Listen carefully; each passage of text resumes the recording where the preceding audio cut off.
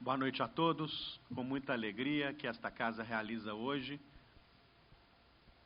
uma sessão dedicada ao centenário de nascimento do escritor estadunidense J.D. Salinger, para a qual convidamos o querido amigo, jornalista, escritor, João Paulo Cunha, que todos conhecemos, que dispensa grandes apresentações. João Paulo trabalhou na Escola de Saúde, no Estado de Minas, na Rádio Inconfidência, na Rede Minas, foi presidente do BDMG Cultural, professor da PUC, publicou os livros Elomar, Cantador do Rio, Gavião, Em Busca do Tempo Presente, e agora um ótimo livro de artigos e reflexões chamado Penso, Logo Duvido. E é colunista do excelente jornal Brasil de Fato, que circula semanalmente em papel e que também está na internet, na sua versão eletrônica, né? É uma alegria receber o João Paulo aqui, sobretudo porque ele é um dos intelectuais com o pensamento mais livre, mais independente, mais corajoso e mais franco aqui da nossa cidade, do nosso estado, o que faz muito bem a esta casa e a todos nós, né? E é um intelectual que circula com grande desenvoltura por várias áreas do conhecimento, sempre com brilho, o que assegura o sucesso da nossa noite, né? Quero mais uma vez agradecer a presença de todos, do nosso vice-presidente, professor Caio Boschi, e o Debrando Pontes Neto, benfeitor desta casa, parceiro desta casa, embaixador Paulo Miranda, embaixatriz, muito obrigado pela presença sempre, Conceição Carvalho, pesquisadora desta casa, benfeitora do seu acervo, ouvidor de polícia do Estado, Paulo Alquimim, Mariana, queridos primos, muito obrigado pela presença. Eu finalizo aqui, enfim, convidando todo o público a sempre acompanhar a programação da academia em seu site, no Facebook, no Instagram, no seu canal no YouTube. Essas conferências são sempre gravadas e depois integram o nosso acervo audiovisual e depois vão para o YouTube, que é uma forma da academia também estreitar seus laços com o público, com a comunidade, né? No momento em que ela faz 110 anos, 11 décadas. Ela comemora 11 décadas de existência. É isso. É uma casa que sobreviveu ao século XX e que avança agora pelo século XXI, né, Caio? Enfrentando dificuldades, problemas de toda a natureza, mas prosseguindo, né?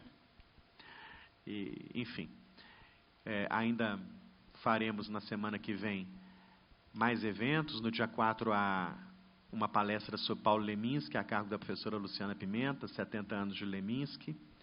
No dia 5, Elizabeth Renault, às 5 da tarde, lança seu livro, nosso ex-presidente. No dia 6, Ângelo Machado lança mais um livro, Infanto Juvenil.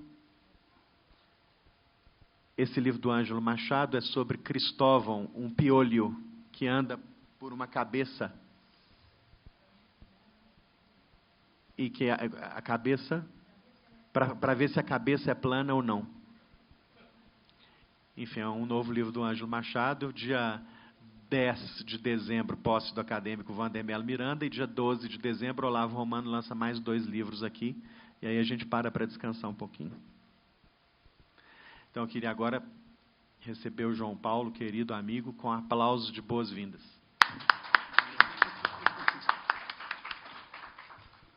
Boa noite a todos e todas. Queria agradecer aqui o Rogério, né, pelo convite, meu amigo Rogério, com quem a gente já dividiu outros trabalhos, outros projetos, e é uma alegria muito grande estar aqui. Quando o Rogério me convidou para falar sobre o centenário do Salinger, é claro que eu achei aquilo um pouco estranho. Primeiro, porque o Salinger não é o meu autor favorito, embora seja um dos autores que eu admiro bastante. Segundo, que ele representa, de uma certa maneira, do ponto de vista social, político, um pouco o contrário de tudo que eu acredito na vida, né? Ele é uma pessoa, primeiro que americano, já não gosta muito de americano. Segundo, que é nova-iorquino. Terceiro, que é um pouco pedante, né? E todas essas características, que são características, vamos dizer, de personalidade ou características humanas, são completamente dissolvidas na beleza e na genialidade da literatura dele. Além disso tudo, falar de poesia, falar de religião, falar de transcendência, que são temas muito próximos e muito presentes na obra do Saadia, parece hoje ser um pouco um contrassenso, num momento assim, de grande ansiedade que a gente vive, do ponto de vista civilizatório mesmo. Fica parecendo que o escape da literatura pode ser um escape dos problemas essenciais.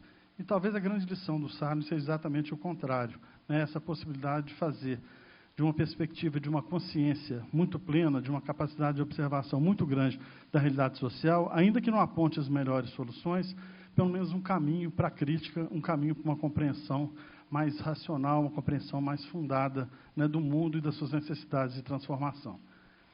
O Saadia, além de tudo, foi uma pessoa que fez questão de não ser conhecido, fez questão de se retirar do mundo, fez questão de viver uma vida reclusa, pelo menos os últimos 45 anos da sua longa vida. Ele viveu 91 anos, sendo que a metade desses 91 anos ele viveu sem nenhum tipo de aparição pública, sem dar uma entrevista, sem fazer nenhum tipo de declaração e sem publicar sequer uma linha.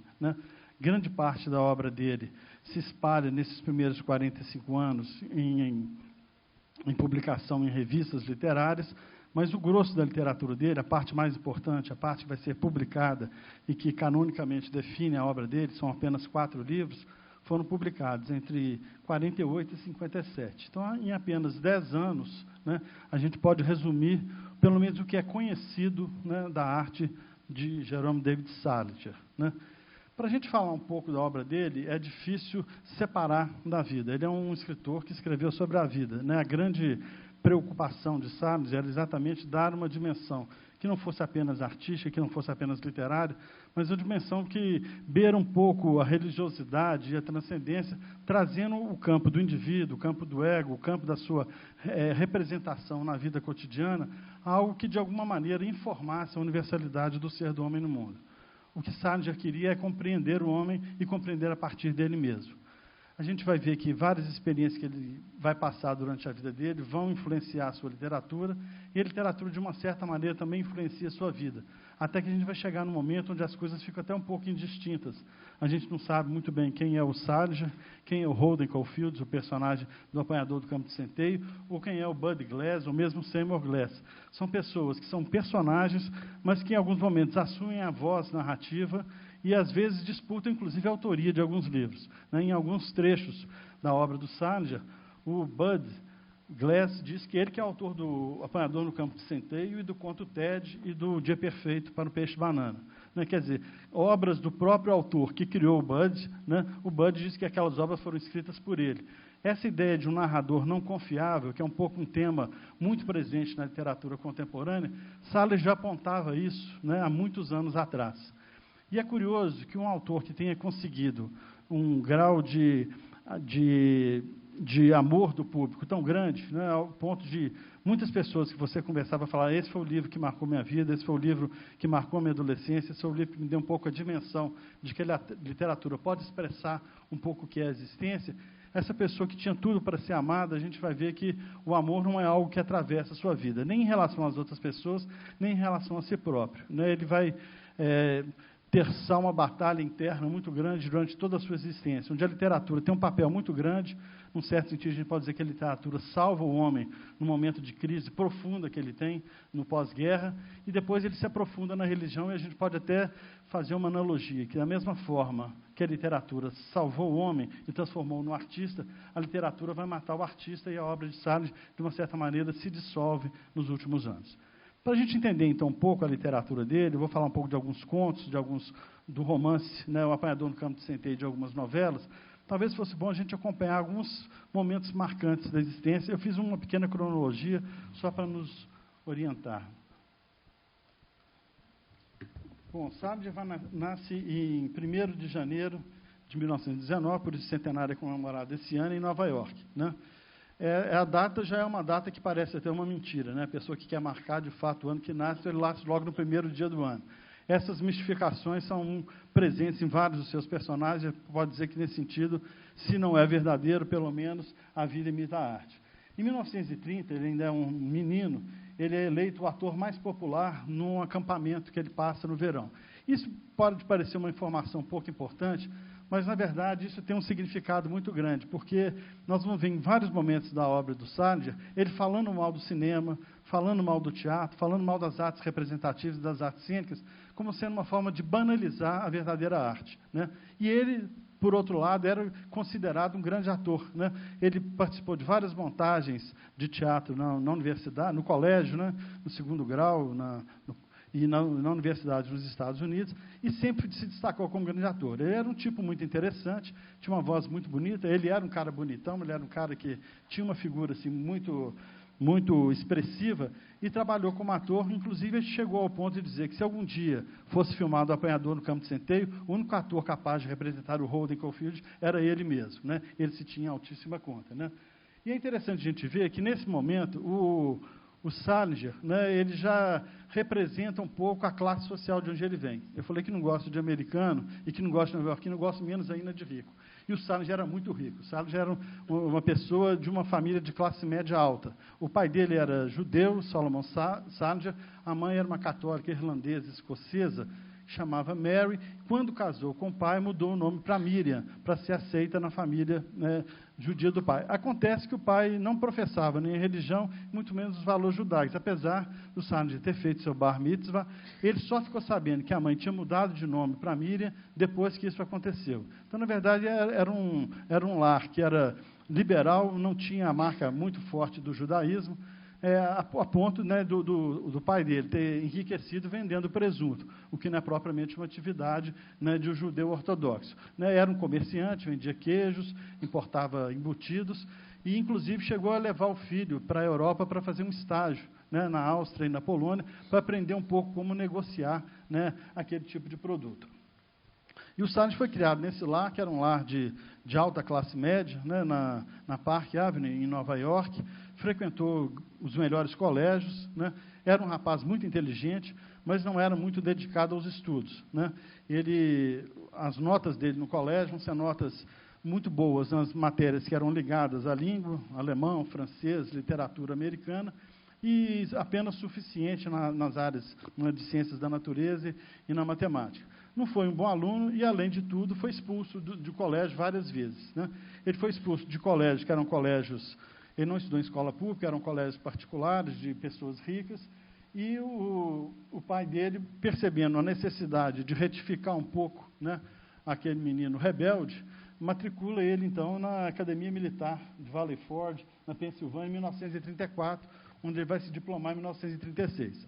Pode parecer que ir para uma escola militar tenha sido algo que tenha afetado negativamente o Salinger, mas não foi o caso. Nós vamos ver que a vida militar vai perpassar toda a existência dele. Ele vai ter uma atuação importante durante a Segunda Guerra Mundial, e o colapso nervoso que ele vai ter depois da guerra, né, que o leva, inclusive, a definir os rumos de sua literatura, estão muito marcados por essa sua vivência, né, na área militar. Em 1937, vai ser o único curso universitário, propriamente dito, que ele vai fazer, que é um curso de verão na Universidade de Nova York. Ele faz algumas disciplinas, principalmente disciplinas de redação, de escrita criativa, mas não chega propriamente a cursar uma universidade. Nesse momento, ele ainda não sabe o que ele vai fazer da vida, né? Ele já era um jovem profundamente talentoso, né? Uma das coisas que você pode negar tudo ao Salinger, pode não gostar da literatura, pode não gostar dos personagens, mas é impossível não perceber, né, o talento assombroso que ele tem como narrador, né? Possivelmente o narrador é criador de um estilo como nenhum outro, né, durante a primeira metade aí do século XX. Ele pode não pertencer, se a gente pensar do ponto de vista mais acadêmico ou do ponto de vista mais erudito, a tradição de escritores como Scott Fitzgerald, Hemingway, John Cheever, Philip Roth, John Updike, Mary McCarthy, Toni Morrison e outros, mas a gente vai ver que existe ele inaugura uma forma de escrever, uma forma de expressão, que começa com ele de uma certa maneira. Apesar de se espalhar por outros criadores depois dele, nunca mais chegou ao mesmo nível. Essa fusão entre vida e literatura, entre arte e religião, entre capacidade de expressão estética e pesquisa filosófica, feito numa linguagem muito singela, numa linguagem muito direta e com grandes maneirismos estilísticos, talvez tenha nascido e terminado com ele, né? Salinger, nessa época, então, a gente pode dizer que, quando ele publica O Apanhador no Campo de Centeio, ele criou um novo gênero literário. Não é apenas um livro sobre adolescente. Talvez seja a primeira novela sobre adolescentes, escrita por um adolescente, né, que não é, na realidade, o narrador é um adolescente, usando apenas a linguagem adolescente e com a profunda singeleza de uma linguagem próxima do chulo, né, ou mesmo do palavrão, consegue expressar uma dimensão absolutamente profunda da natureza humana, né? A gente tem muita literatura sobre jovens, a gente tem os romances de formação, mas nenhum deles com essa mesma marca. E, nesse sentido, Salinger não apenas criou talvez o livro mais poderoso da literatura jovem dos Estados Unidos no século XX, mas inaugurou um gênero novo, né? Isso que faz com que ele seja, né, um criador único, né, dentro da literatura americana, mesmo tendo sido renegado por alguns dos seus pares. Nós vamos falar um pouco disso, mas é curioso ver como que ele dividiu sempre o mundo literário americano. Alguns autores, né, de altíssimo nível tinham Salinger como o maior talento da sua geração. Era o caso de Faulkner, né, que é um autor, um escritor, certamente, né, muito mais equipado intelectualmente, mesmo literariamente, que Salinger, que dizia que o Salinger era o maior criador da sua geração. Hemingway também chegou a elogiar os primeiros contos de Salinger, mas, ao mesmo tempo que ele teve alguns escritores que elogiaram, ele foi profundamente criticado por outros. Num misto, aí a gente pode dizer, de uma certa inveja, que não era uma inveja leve, uma vez que ele era um dos maiores vendedores de livros da sua época, ele era o queridinho da revista New Yorker, que era a bíblia, né, da literatura nos Estados Unidos naquele momento, e, com isso, muitos escritores achavam que Salinger não era um escritor que falava da infância, mas que era um escritor infantil. Não era um escritor que fazia a crítica da vulgaridade, mas era um escritor vulgar. E a gente vai ver que esse é um tipo de julgamento, que a crítica vai se aferrar muito num determinado período e que vai mostrar, talvez, de uma forma muito paradoxal, que a literatura do Salinger não é datada. O que era datado era a crítica. Porque a literatura dele continua sendo hoje uma literatura que é possível de ser lida com altíssimo grau de prazer estético e de prazer intelectual. Eu reli todos os livros dele para essa conversa de hoje, não são muitos, né, então foi fácil de fazer essa releitura, e eu tenho certeza assim, que Fran e Zoe, por exemplo, é um romance que está no nível... são duas novelas, porque na realidade compõem um romance, eu vou tentar definir isso depois, que está na altura, por exemplo, do Grande Gatsby, em matéria de acabamento literário e desenvolvimento de técnica narrativa. E é um livro que foi simplesmente massacrado pela crítica da época, inclusive por pessoas que eram muito gentis com os colegas escritores, que é o caso do John Updike, um grande escritor. John Updike era também da revista New York, inclusive a mãe dele trabalhava lá, tinha boas relações com Salinger, já tinha saudado alguns contos dele de forma bastante efusiva, mas quando sai em livro Fran e Zoe, que vai ser o último livro dele publicado em 61, ele fala que é um livro que demonstra que Salinger perdeu a mão e que está no caminho absoluto do fracasso, que era um livro longo demais, que tinha páginas demais para dizer coisas de menos, né? E a gente vai ver que, na verdade, o que esse livro traz é uma grande novidade em termos estilísticos. Ele vai falar da indefinição do narrador, né, porque em algum momento tem um debate se o livro é narrado pelo próprio Budge, se está em primeira pessoa pelo Zoe, ou se é uma confissão da Fran.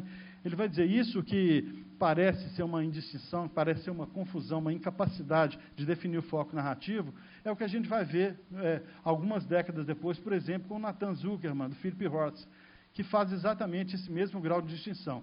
É uma criação do escritor, ao mesmo tempo é o alter ego do escritor, e que muitas vezes assume a escrita do seu próprio criador. Então, isso que hoje é considerado, né, uma grande genialidade na narrativa pós-moderna, Salinger já estava apontando isso há mais de 60 anos atrás, e foi considerado como uma confusão.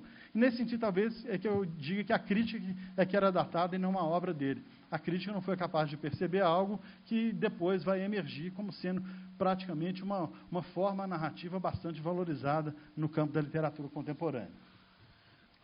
Em 1937, né, ele, além desse curso que ele faz na Universidade de Nova York, ele faz uma viagem à Áustria e à Polônia na companhia do pai, né, e essa viagem, ele ainda é um menino, né, 18 anos, é uma viagem para que ele se para que ele se assenhore um pouco dos negócios do pai. A ideia é que ele aprendesse um pouco, fizesse o contato com os exportadores de carne, de queijo, fizesse o contato com os fornecedores para dar continuidade ao trabalho do pai. O pai ainda pensava muito na tradição, né, da burguesia comercial, de passar aquilo de pai para filho e que ele herdasse um pouco o trabalho do pai.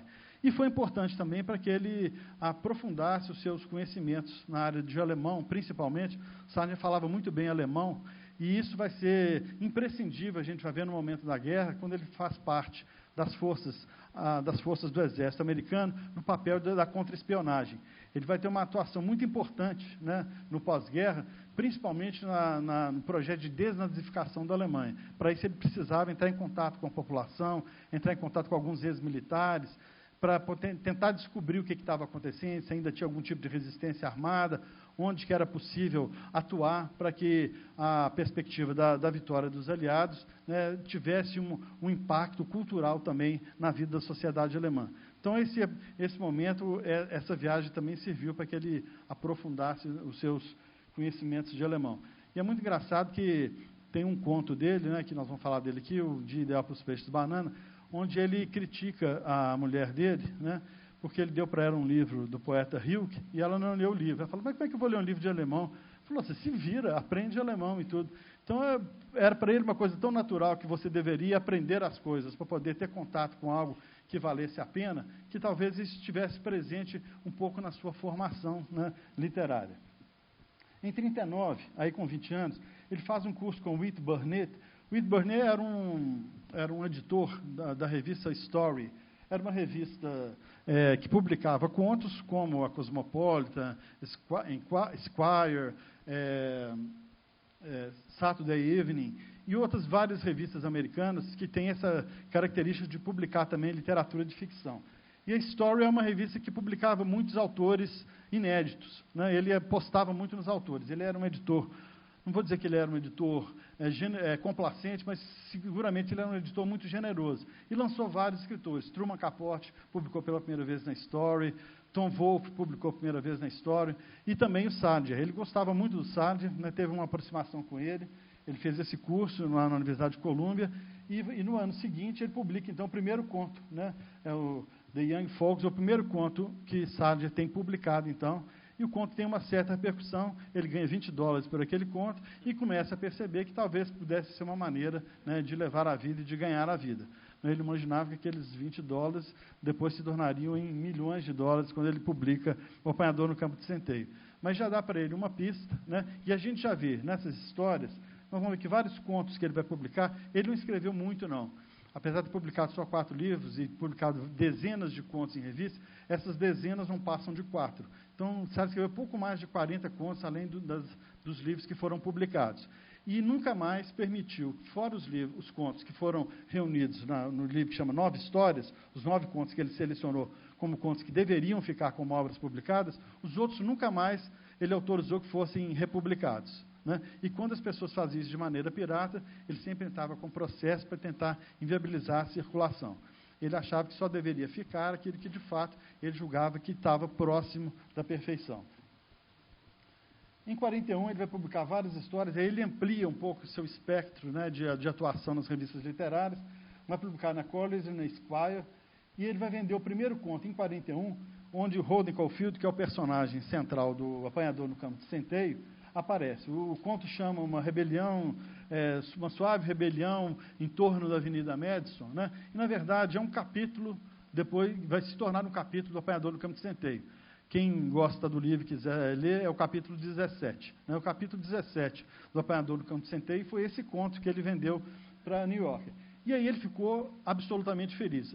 Publicar na New Yorker significava estar no Olimpo dos grandes escritores. Tudo que ele queria na vida era publicar na New Yorker.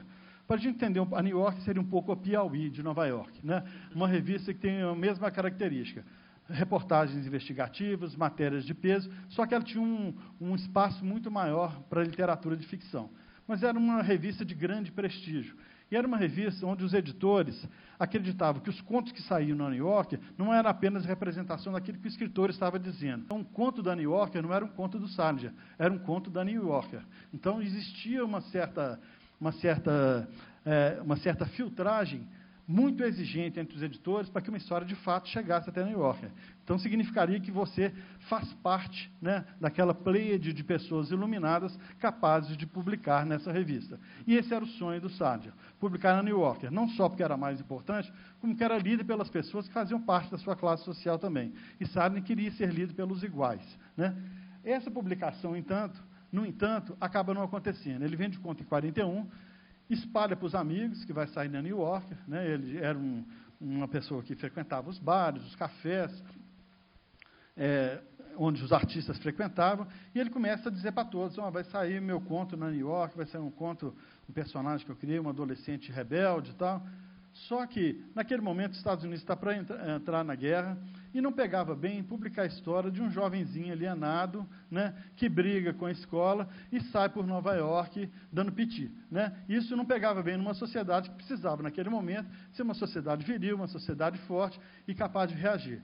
A New York, então, coloca o conto dele na gaveta e ele fica profundamente deprimido com isso. O conto só vai ser publicado, nós vamos ver lá na frente, em 1946, né? Na verdade, isso dá a ele uma tristeza muito grande. Isso se soma ao fato de ele ter sido rejeitado quando ele se apresenta ao exército para servir, né, durante a guerra. Os Estados Unidos aí já tem um ataque de Pearl Harbor, e os Estados Unidos vai entrar na guerra, e o Sargent, então, nesse momento, se apresenta, né, se alista, mas é identificado um pequeno problema no coração, e esse pequeno problema no coração o afasta do exército, né? Em 1942, aí os Estados Unidos já está, de fato, na guerra, esses critérios de exigência para pertencer às Forças Armadas caem, porque você precisa também das pessoas lutando, e ele é aceito, né? Ele é convocado pelo Exército e pede para ser transferido, né, para o curso de formação de oficiais e vai para o corpo de contra-espionagem, né? E vai fazer cursos, né, lá na Inglaterra, vai fazer um treinamento lá na Inglaterra, continua publicando as suas histórias, e na guerra ele vai ter uma presença bastante expressiva. Ele participa do dia D do desembarque. As brigadas da qual ele fazia parte perderam dezenas de homens. Teve uma determinada campanha que ele estava com mais de 100 pessoas, mais de 90 morreram. Então, ele viu muita tragédia na guerra. Ele não foi uma dessas pessoas que foi à guerra e ficou à margem da guerra por ser um intelectual, por ser um homem rico. Na verdade, ele estava enfronhado no campo de batalha, viu vários companheiros morrer, né? E ele se engaja nesse trabalho da contra-espionagem, buscando descobrir onde que ia ter ação do exército alemão, onde que tinha ninho de metralhadoras, onde tinha uma possível organização de algum tipo de grupo que pudesse atacar o exército americano, e ele faz um trabalho, né, bastante importante. E vai ficando cada vez mais marcado por esse sofrimento que ele vai ver na guerra, até que ele vai participar da ocupação de um campo de concentração. E vai ver aquelas cenas, né, dantescas que todo mundo depois tomou conhecimento, né, de milhares de cadáveres empilhados, né? E aquilo, ele chega a dizer um momento que o cheiro da carne humana no nariz é algo que nunca se esquece, né? Ele tem um breaking down aí nessa hora, ele tem um grande colapso nervoso, né? Ele vai ser internado, né? Vai ser afastado da guerra, vai ser internado, né? E depois da guerra ele continua na Alemanha, fazendo esse trabalho, né, de desnazificação, e vai ver publicado, então, o seu primeiro conto, onde o Holden é personagem. Não é o primeiro conto que ele escreveu, nós vimos o primeiro é de 41, só vai ser publicado em 46, mas sai esse, né, Eu Estou Louco, com Holden Caulfield. E essa coisa do Estou Louco, do I'm Crazy, é muito interessante, porque quando ele começou a mostrar as histórias do Holden, a New York falou assim, esse menino é doido. E ele ficou com muita raiva disso. Falou assim, a gente não julga um personagem, né? O personagem é o personagem, você não tem que ficar julgando. Eles não queriam publicar, porque não tem sentido publicar a história de um menino que é doido. Quem é que quer ler a história de um doido? A gente publica história edificante, né? Não são histórias que possam nos fazer pensar algo fora, né, de um esquadro próprio, né, da capacidade das pessoas viverem bem em sociedade. Ele vai participar, então, como agente de desnazificação, não sei nem se existe essa palavra, mas ele participa como nesse trabalho de contra-espionagem e vai conhecer uma alemã, Silvia Welter, que, inclusive, participava, era integrante do Partido Nazista. Ele se apaixona por ela, né? Ele não podia dizer que ela era inscrita no Partido Nazista, senão ele que seria preso, né? E ele se casa com ela. Ele se apaixona loucamente por ela, né? E chega a dizer para os amigos, nesse momento, que ele comunicava com ela por telepatia, né, que é uma frase típica do Salinger, né, que a relação deles era tão profunda, tão íntima, que eles não precisavam conversar com palavras, eles se entendiam por telepatia. Esse casamento não vai durar muito, ela vem para os Estados Unidos com ele, e no mesmo ano eles separam. Na verdade, não é nem uma separação, é uma anulação do casamento. Ele fala que foi um erro de pessoa, que foi um desconhecimento de quem de fato era ela, e consegue anular o casamento. Em 46, então, ele está com um pequeno romance de 90 páginas, que a gente pode dizer que é o germe do Apanhador no Campo de Centeio. Ele leva isso para uma pequena editora, né, que aceita publicar, não é tão pequena, uma editora de médio porte, acho que era Random House, que aceita publicar o livro. Né? Eles leem, acham o livro muito interessante, aceitam publicar. Só que logo ele se desentende com o editor, que quer mudar muita coisa no livro, né, quer alterar algumas coisas, acha que o livro tem palavrão demais, acha que a linguagem está muito chula. Não, o livro está bom, mas nós vamos precisar fazer uma grande modificação. Para essa editora, o livro seria o que hoje a gente chamaria de paradidático. Tanto é que o editor aceita publicar, leva para o dono da editora. O dono da editora manda para o setor de obras educacionais, né, achando que esse pode ser um livro de apoio didático, seria um pouco o que a gente chama hoje de literatura paradidática. O Salinger simplesmente não aceita isso e retira, né, o livro de publicação. É curioso que esse romance de pouco mais de 90 páginas, ele acompanhou toda essa vida do Salinger na Europa durante a guerra. Ele andava com capítulos do livro no bolso. Quer dizer, se ele tivesse morrido, né, o livro teria morrido junto com ele, porque ele andava com os originais no bolso. E vários capítulos, né, foram escritos durante a guerra e, às vezes, durante as batalhas. Os colegas dele até dizem isso. Você quer saber o que é o Salinger? É aquele grandão que está ali escrevendo na beirada do morro. Porque ele estava sempre aproveitando os momentos que ele tinha para poder burilar ainda mais, né, essa sua criação. Nesse ano de 46, então, já no pós-guerra, sai finalmente, né, o Slight Rebellion of Madison, na New Yorker, que é então a estreia dele, né, da New York, a estreia de grande sucesso, né, o conto faz um sucesso muito grande. Em 48, ele consegue um contrato. Era um contrato com a New York, não era um contrato de exclusividade, mas era um contrato onde primeiro ele tinha que oferecer as suas histórias para a New York. Se ela não quisesse, ele poderia, então, oferecer a outras revistas. Isso era algo muito raro, isso era algo muito difícil, porque os escritores americanos, nova-iorquinos, sobretudo, mais queriam é ter esse contrato com a New Yorker. A Mary McCarthy, mesmo autora de Um Grupo, uma grande romancista americana que detestava o Salinger, ela teve o seu contrato cancelado em função da renovação do contrato do Salinger. Talvez por isso a raiva enorme que ela nutria do Salinger, dizer que ele era um cara sempre fugindo dos temas adultos, sempre fugindo principalmente de tratar de temas como a sexualidade. Em 48, não só ele assina esse contrato, quando publica uma obra-prima, né, do conto mundial, que é Um Dia Perfeito para os Peixes Banana. Né? Essa história é a história que abre o livro 9 Histórias, né? Foi o primeiro conto que Salinger publica na New Yorker, e é um conto onde o personagem principal é um personagem que depois vai aparecer em vários livros do Salinger, em várias histórias, que é o Seymour, que é o mais velho dos irmãos da família Glass. Né? Esse conto sai publicado, faz um sucesso estrondoso. Né? É um conto, nós vamos falar um pouco dele daqui a pouco, é um conto que tem uma estrutura narrativa absolutamente perfeita, uma estrutura dramática, é um conto que não tem uma palavra sobrando, trabalha com um realismo muito grande, ao mesmo tempo tem uma fantasia poética muito grande, traz para dentro do conto uma coisa que Salinger vai usar em várias de suas histórias, que é a ideia de epifania, a ideia de uma grande revelação, né, de um mar absoluto de sentido a partir de um evento cotidiano absolutamente singelo, além de trazer coisas que são muito complexas, como nós vamos ver, como uma sexualidade um pouco doentia e quase perversa. Né? Esse conto não só apresenta esse personagem, que talvez, junto com Holden, seja o grande personagem do Salinger, seguramente é o personagem que ele mais amava. Né? A gente costuma dizer o seguinte, que o sentimental é aquele que ama a sua criação mais do que Deus. Né? E Salinger era um sentimental. Ele gostava do Seymour muito mais que Deus gostava de qualquer um de nós. Né? Ele tinha um absoluto fascínio por esse personagem que ele criou. E o Seymour aparece nesse conto, e nós vamos ver, e vai informar praticamente toda a literatura dele a partir daí. Nesse ano também sai outro conto que ele vai resgatar no 9 Histórias, que é logo antes da guerra com os esquimós, que é uma história muito interessante também. E as histórias do Salinger parece que nada acontece, né? Quando você termina, você fala, o que aconteceu aqui? Não aconteceu absolutamente nada. Aí você começa a perceber que como que aqueles detalhes se encadeiam e você pode perceber que o que tem ali por trás não é apenas uma narrativa, né, de uma história, de um enredo, né, mas uma tentativa de passar algum tipo de visão de mundo ou de trabalhar de forma ficcional alguns conceitos que estariam muito mais no campo da filosofia ou da religião, né. Esse Logo Antes da Guerra dos Esquimós não é um conto plenamente realizado, ele tem algumas falhas de estrutura aí, depois a gente pode falar um pouco disso, mas é um conto encantador, sobre a história de duas meninas que estão jogando tênis, elas jogam no Central Park, e no final, uma pega a carona com a outra, que deixa no seu apartamento e segue no táxi até em casa. Só que essa que desce primeiro nunca deixa o dinheiro para dividir a conta do táxi. E a menina que paga o táxi até o final da corrida na casa dela é muito mais pobre do que ela.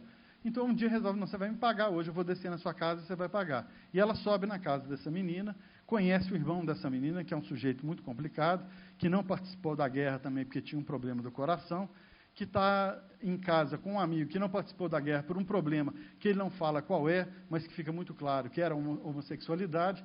E essa menina, na conversa com o irmão, percebe uma dinâmica naquela família muito, muito complicada e começa a entender a menina antipática que jogava tênis com ela e abre mão de cobrar dessa menina, né? Então, é uma história que tem uma singeleza muito grande, mas que vai passar por várias camadas, né, de significado e de sentido, tanto históricas, né, como o caso da guerra e o caso do preconceito, como psicológicas.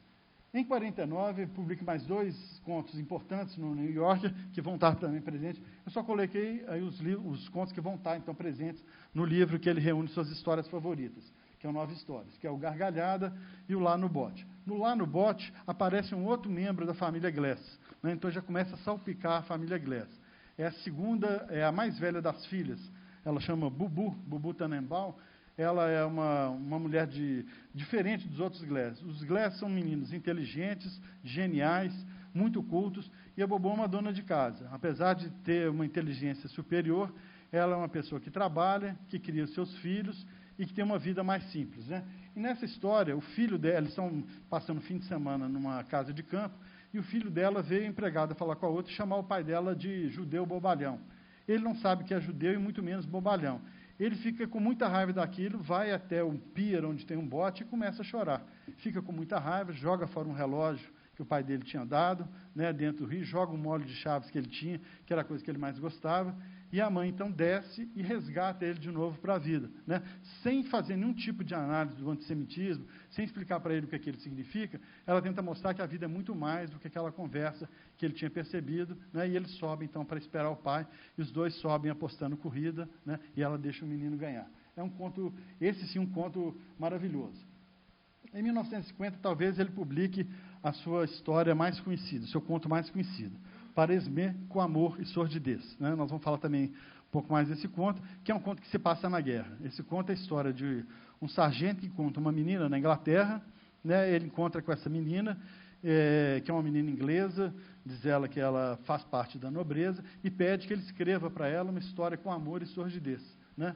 E ele depois vai ter um colapso nervoso, e quando ele volta, né, ele tem um colapso exatamente por causa da sordidez que ele presencia na guerra, ele resolve então escrever essa história para a menina, que é o próprio conto, né, que termina com uma carta da menina convidando ele a participar do casamento dela, e ele sente então que se a sordidez o desmanchou, o amor pode salvá-lo, né? É uma história que inclusive na Inglaterra, quando o livro saiu, chamava Para Esmer e Outras Histórias.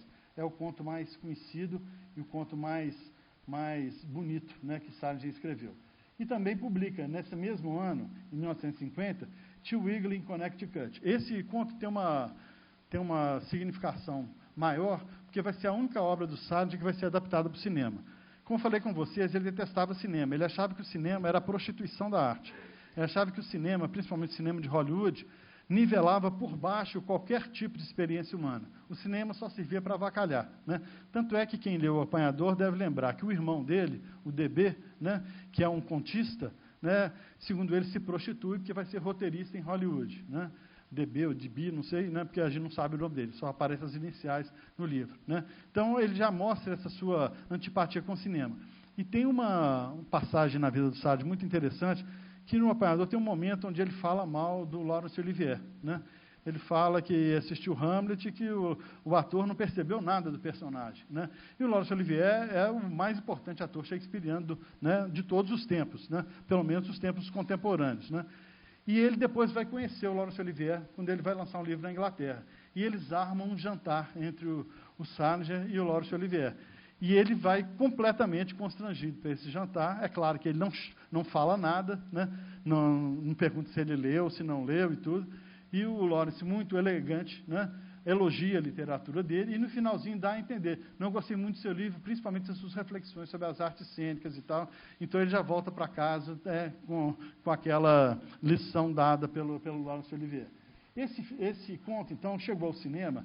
O Samuel Goldwyn, ele queria... Hollywood já era conhecida por ser uma fábrica de melodramas, né, de nível adolescente, né? A gente sabe que piorou muito. Naquela época era só adolescente, hoje é praticamente pré-adolescente ou infantil. E o Samuel Goldwyn queria elevar um pouco o nível de Hollywood, então resolve comprar uma história do Salinger, que ele já é, nesse momento, a grande estrela, né, da literatura contemporânea nos Estados Unidos. É o homem daquela geração, é o escritor da geração. E resolve comprar essa história, né? E a história vai para o cinema com o nome de My Foolish Heart, com a Susan Hayward e a Dana Andrews. Nós vamos falar desse conto mais adiante, mas o Salinger vai detestar a adaptação, mesmo porque eu nunca consegui assistir esse filme. Já tentei várias vezes, nunca achei, né? Mas, pelo que eu li da sinopse do filme, ela foi completamente deturpada da história original, e daí, certamente, a raiva. O escritor já não gosta que mexe no que faz. Vocês imaginam um escritor como o Salinger, ainda mais ser mexido por Hollywood, ainda mais ser mexido para piorar, né? Então, ele ficou com uma raiva tão grande que nunca mais permitiu que nenhuma das suas histórias fosse adaptada. Nem para o teatro, nem para o rádio, nem para o cinema, nem para a televisão e nem para antologias, né? Ele nunca mais permitiu que nada dele saísse que não fosse nos livros publicados por ele. E os próprios livros publicados por ele, cada vez mais, vão perdendo todas as envoltórias que possam lembrar, de alguma forma, uma arte comercial. Os livros dele não têm orelha, não tem contracapa, não tem fotografia, não tem prefácio, não tem notas, não tem estudo crítico, né? Isso em todo lugar do mundo. Você pegar o livro dele aqui, primeira edição, aqui não tem orelha, não tem contracapa. A edição que saiu agora, no Brasil, não tem orelha, não tem contracapa, não tem foto. Essa que saiu do Apanhador, uma nova tradução, que saiu agora, do Caetano Galindo, é com a capa original da edição americana. A mesma coisa, sem orelhas, sem contracapa, sem nenhum tipo de introdução, né? Ele achava o seguinte: você tem que pegar um livro e sair andando. E se você terminou o livro e gostou dele, liga para o autor que você pode ter uma boa conversa com ele. Então, a função do livro é criar um pouco esse diálogo. Quem tentou esse diálogo se deu mal, porque ele recebia as pessoas muito mal na sua casa em Cornish, para onde ele se retirou. Na verdade, isso é uma frase, né, de grande valor literário, mas que não tem nenhum significado humano. Em 51, então, a gente está aí, vamos dizer, no ano mirabilis da vida de Salinger. Sai, então, finalmente, a edição do mais importante livro sobre adolescentes da literatura norte-americana do século XX. Talvez o livro mais importante da literatura sobre adolescentes da literatura ocidental, que é o Apanhador no Campo de Centeio. Nesse mesmo ano sai um conto que chama Lindos Lábios e escrevi errado ali, Verdes Meus Olhos, né? O nome do conto parece que é uma inversão americana, porque, na verdade, isso é um verso que o personagem escreve para a mulher por quem ele é apaixonado, né? E no verso existe essa inversão para que haja a possibilidade de rima. Então, o nome do conto é o único conto do Salinger que não tem criança. Foi o único conto adulto que ele escreveu na vida. Todo conto dele, em algum lugar, tem um jovem, um adolescente ou uma criança. Ainda que não seja principal, a inocência, de alguma maneira, tem que perpassar até para que a gente tenha, por contraste, a vivência do que é a sordidez. Nesse conto, é o único conto dele onde só tem adultos. É uma história triste, né, de um sujeito que tá na cama com uma mulher e recebe um telefonema de um amigo, né? E esse amigo fala: você viu a minha mulher? A gente estava junto na festa, ela sumiu.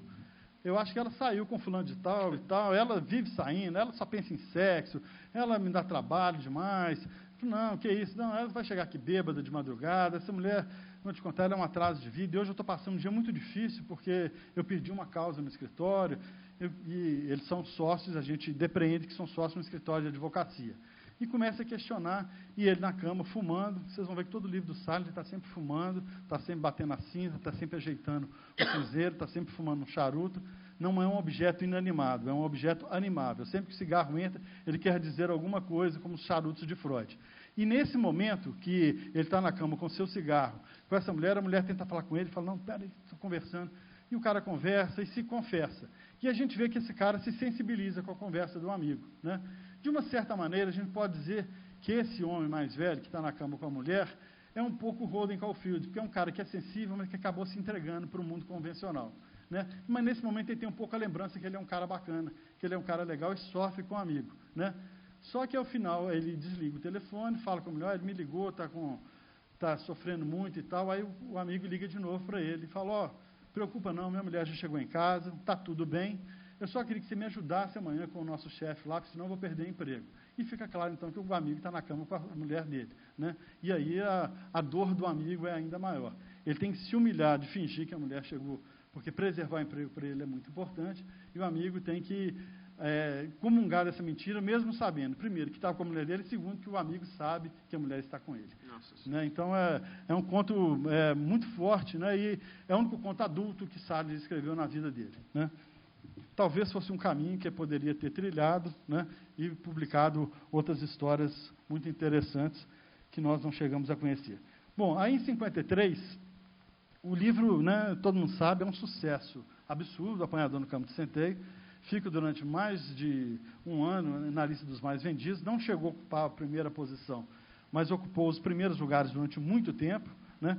Foi o livro, todo mundo começou a andar com esse livro, o livro passou a ser quase um talismã entre os jovens, é um livro que despertou uma atenção muito grande também entre os escritores, por surgimento de uma nova voz literária, e o livro começa então uma campanha, uma trajetória de sucesso, né, que permanece até hoje. As estimativas que eu consegui apurar é que até hoje já foram vendidos 70 milhões de livros do Apanhador no Campo de Centeio.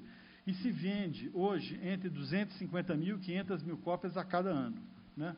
Nunca abaixou.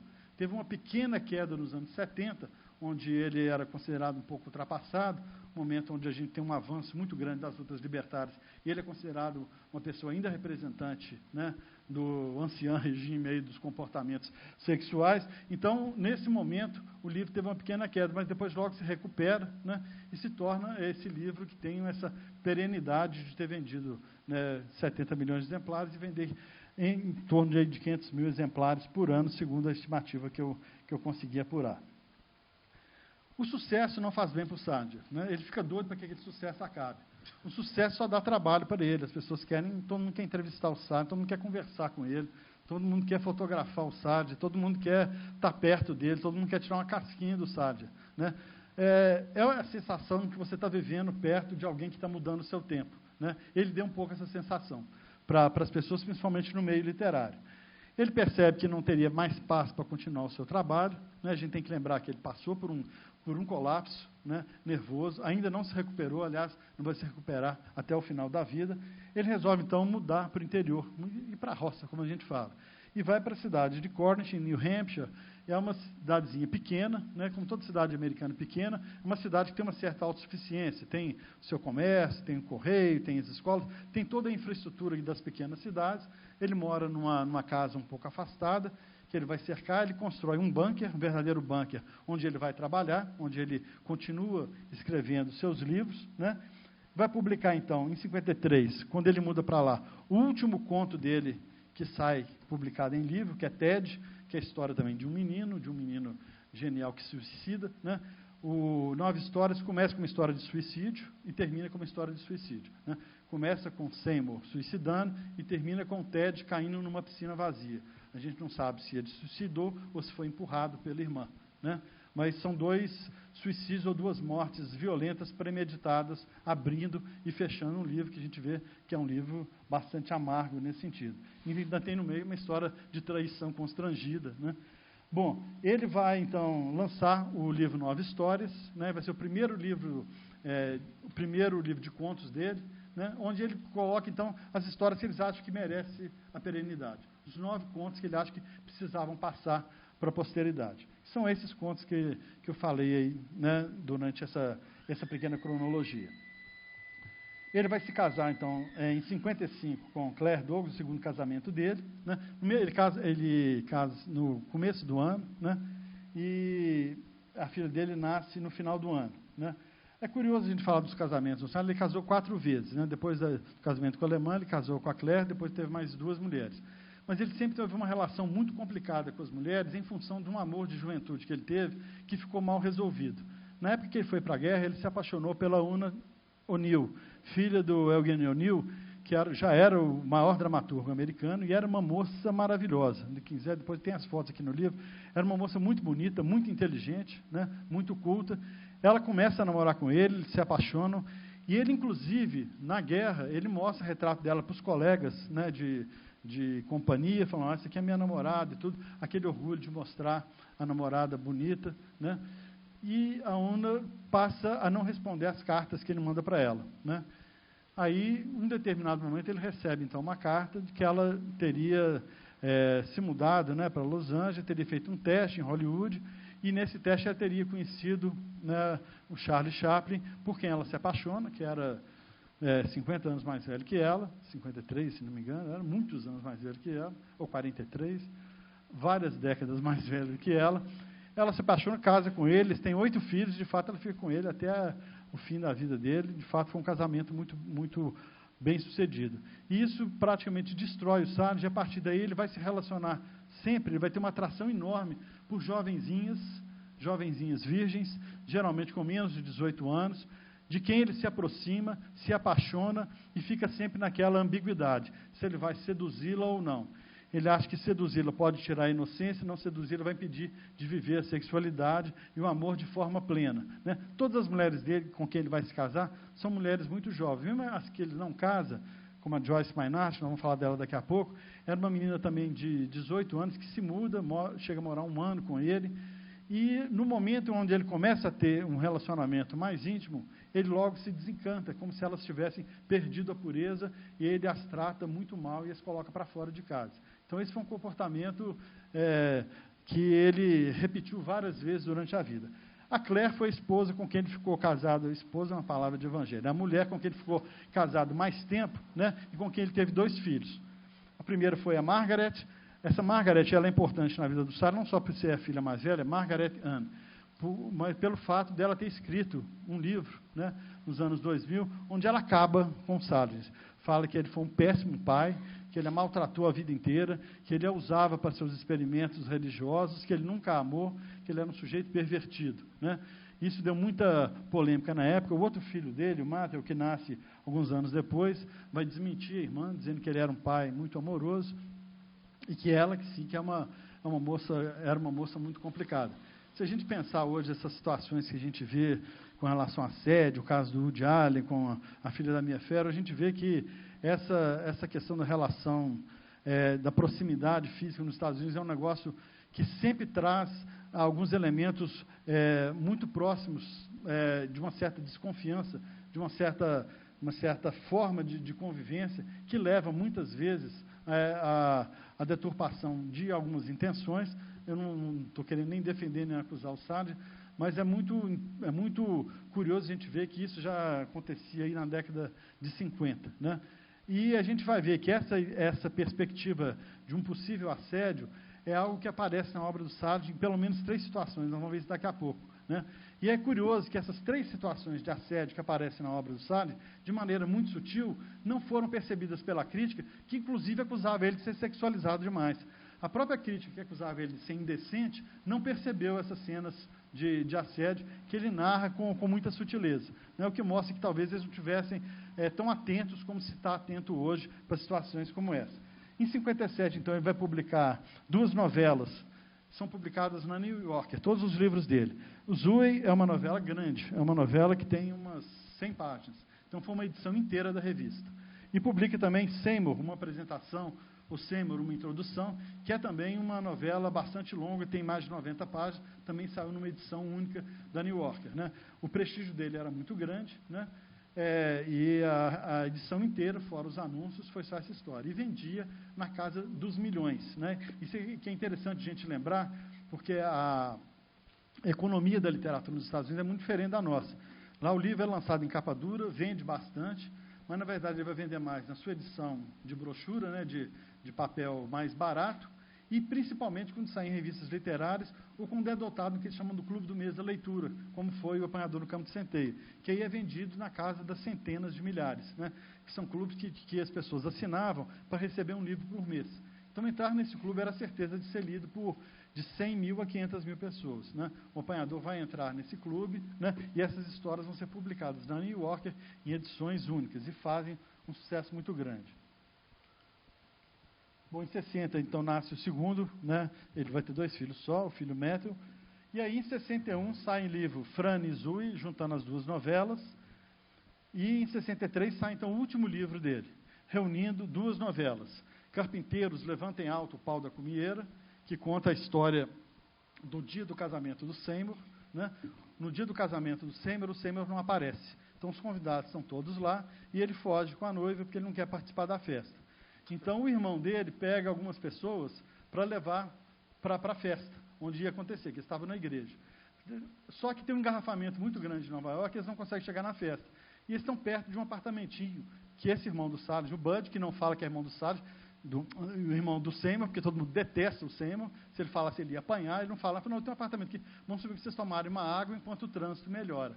E ele sobe com essas pessoas, né, e lá ele acaba confessando que é irmão, e a gente fica sabendo um pouco da história de como se deu o conhecimento do Salinger com a Muriel, que é a mulher dele, e por que ele não participou do casamento. Né? E passa todo ele dentro de um táxi e dentro de um apartamento. É outra característica da obra do Salles, ela sempre acontece em espaços fechados. Né?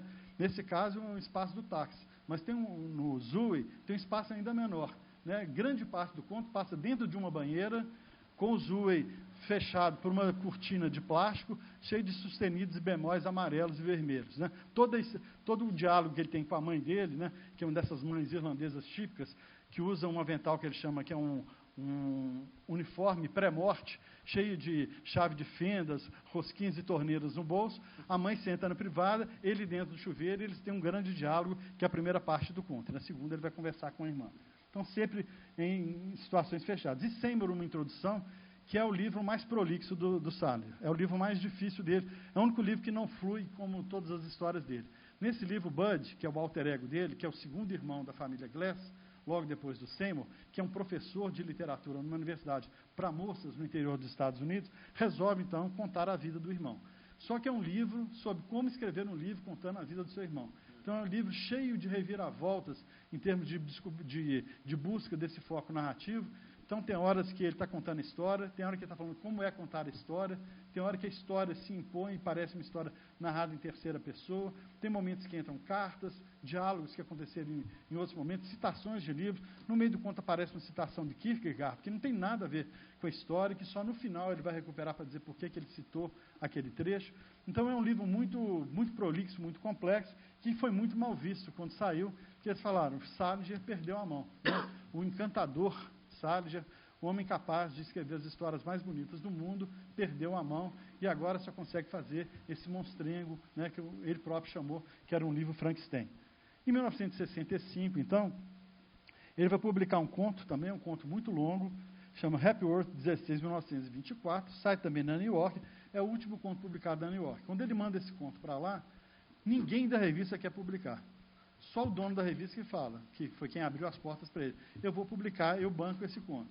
E o conto sai e vai ser a grande tragédia da vida do Salinger, que vai ser completamente massacrado por todo o establishment literário do mundo, como sendo considerado a derrocada absoluta do Salinger.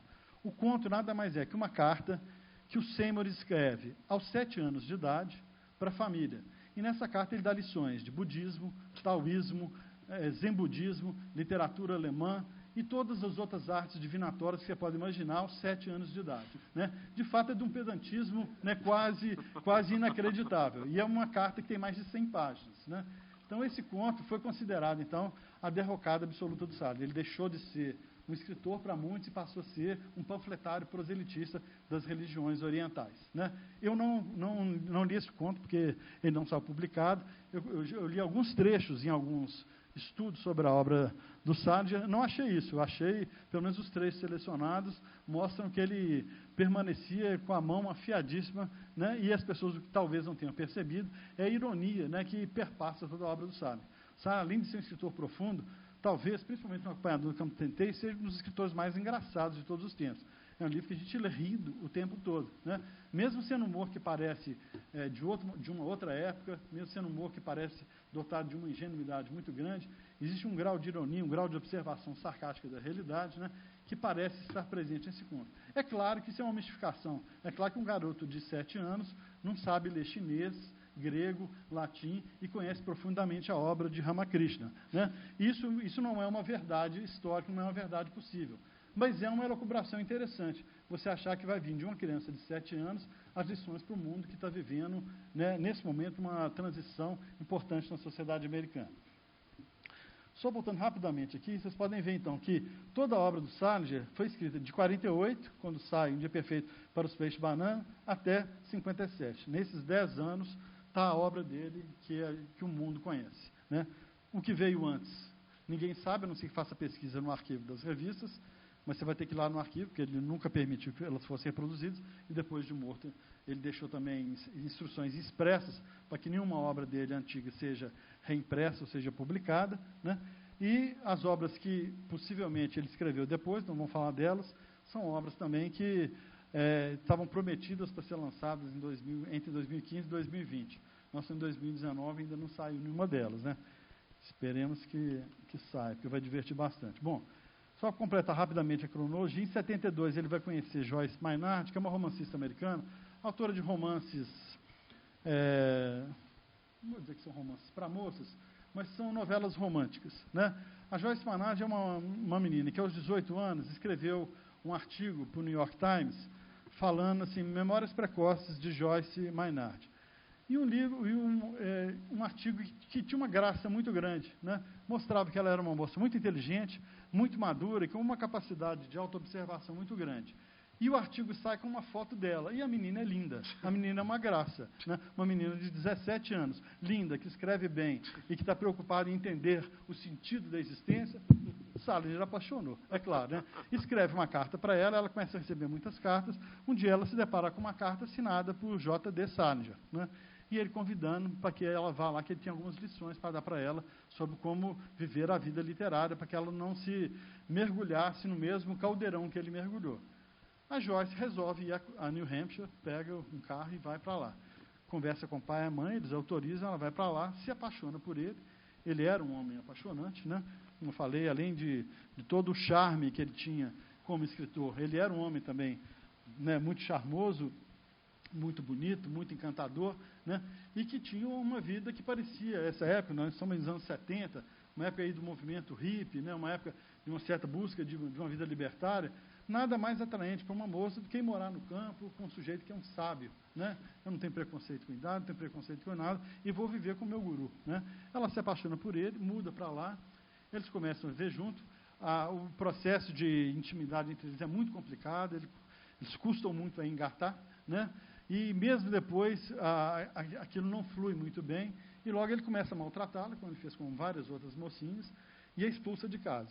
O que vai chamar a atenção no caso da Joyce, nós vamos ver que em 1998, ela precisando de dinheiro, sem querer ser cruel, resolve vender as cartas que ela tinha recebido do Salinger e escrever um livro, né, que no Brasil ganhou o título canalha, que não é o título americano, de Abandonada no Campo de Centeio, né? O livro tem outro título em inglês, né? Ele foi lançado no Brasil, eu não vou falar o nome do editor, porque todo mundo conhece aqui, porque ele é de Belo Horizonte. Ele publicou o livro e deu esse título, Abandonada no Campo de Centeio, que é engraçado, né? Mas que não é o fulcro do livro dela. Nesse livro ela conta a vida dela, né, como escritora, conta a vida toda, mas é claro que o que interessou foi a relação dela com o Salinger. E ela pinta o Salinger como um sujeito muito cruel. Deixava ela passar fome, fazia ela passar por dietas inacreditáveis, obrigava ela a rezar de forma compulsiva, mantras hindus, queria que ela fizesse parte, né, do mesmo entusiasmo que ele tinha pela religião Vedanta Advaita. Ele era alucinado por Ramakrishna e Vivekananda, né, e ele queria que ela também seguisse, né, essa mesma direção. Sei que de uma hora não aguenta tanta crueldade, volta para casa, depois ela vai se casar, vai ter vários filhos, né, tem uma carreira literária né, relativamente de sucesso, publicou vários livros, tem alguns livros dela traduzidos para o português, inclusive, alguns livros foram adaptados para o cinema, e ela escreve esse livro, é um livro que faz muito sucesso, mas que deixa ele completamente, vocês imaginam, uma pessoa que resolve se retirar do mundo. Ele volta ao mundo depois que custou a se afastar, como sendo, né, esse molestador de crianças, isso vai deixá-lo, né, bastante chateado, amargurado, e ela um dia volta para procurá-lo. Bate na porta, tem a cara de pau de bater na porta da casa dele. E ele fala assim, eu queria te fazer uma pergunta, né? Por que você me largou? Ele falou, você não merece essa resposta, e bate a porta na cara dela. Né? Foi a última vez que ela ouviu. Nós vamos ver que em 1980, tem um caso também que ganhou uma certa notoriedade, que o assassino do John Lennon, Mark Chapman, estava com um livro Apanhador do Campo Centeio no bolso, né? E falou que assassinou o John Lennon seguindo as orientações de Holden Caulfield. E ele chega a dizer ao seu advogado de defesa que a defesa está toda ali no livro, que ele não precisava dar nenhuma informação. Lê o livro que você vai saber como me defender. Né? Numa leitura completamente, né, psicótica do livro, né, da rebelião que está expressa no livro, ele achava que o John Lennon estava querendo tomar o lugar do Holden, que então por isso ele tinha que ser assassinado. Né, de uma forma muito dramática, né, isso vai se repetir outras 2 vezes. Né? O atentado ao Ronald Reagan foi também feito pelo Hinckley Jr., uma pessoa também que estava com o Apanhador no Campo Centeio no bolso e disse que foi inspirado por ele.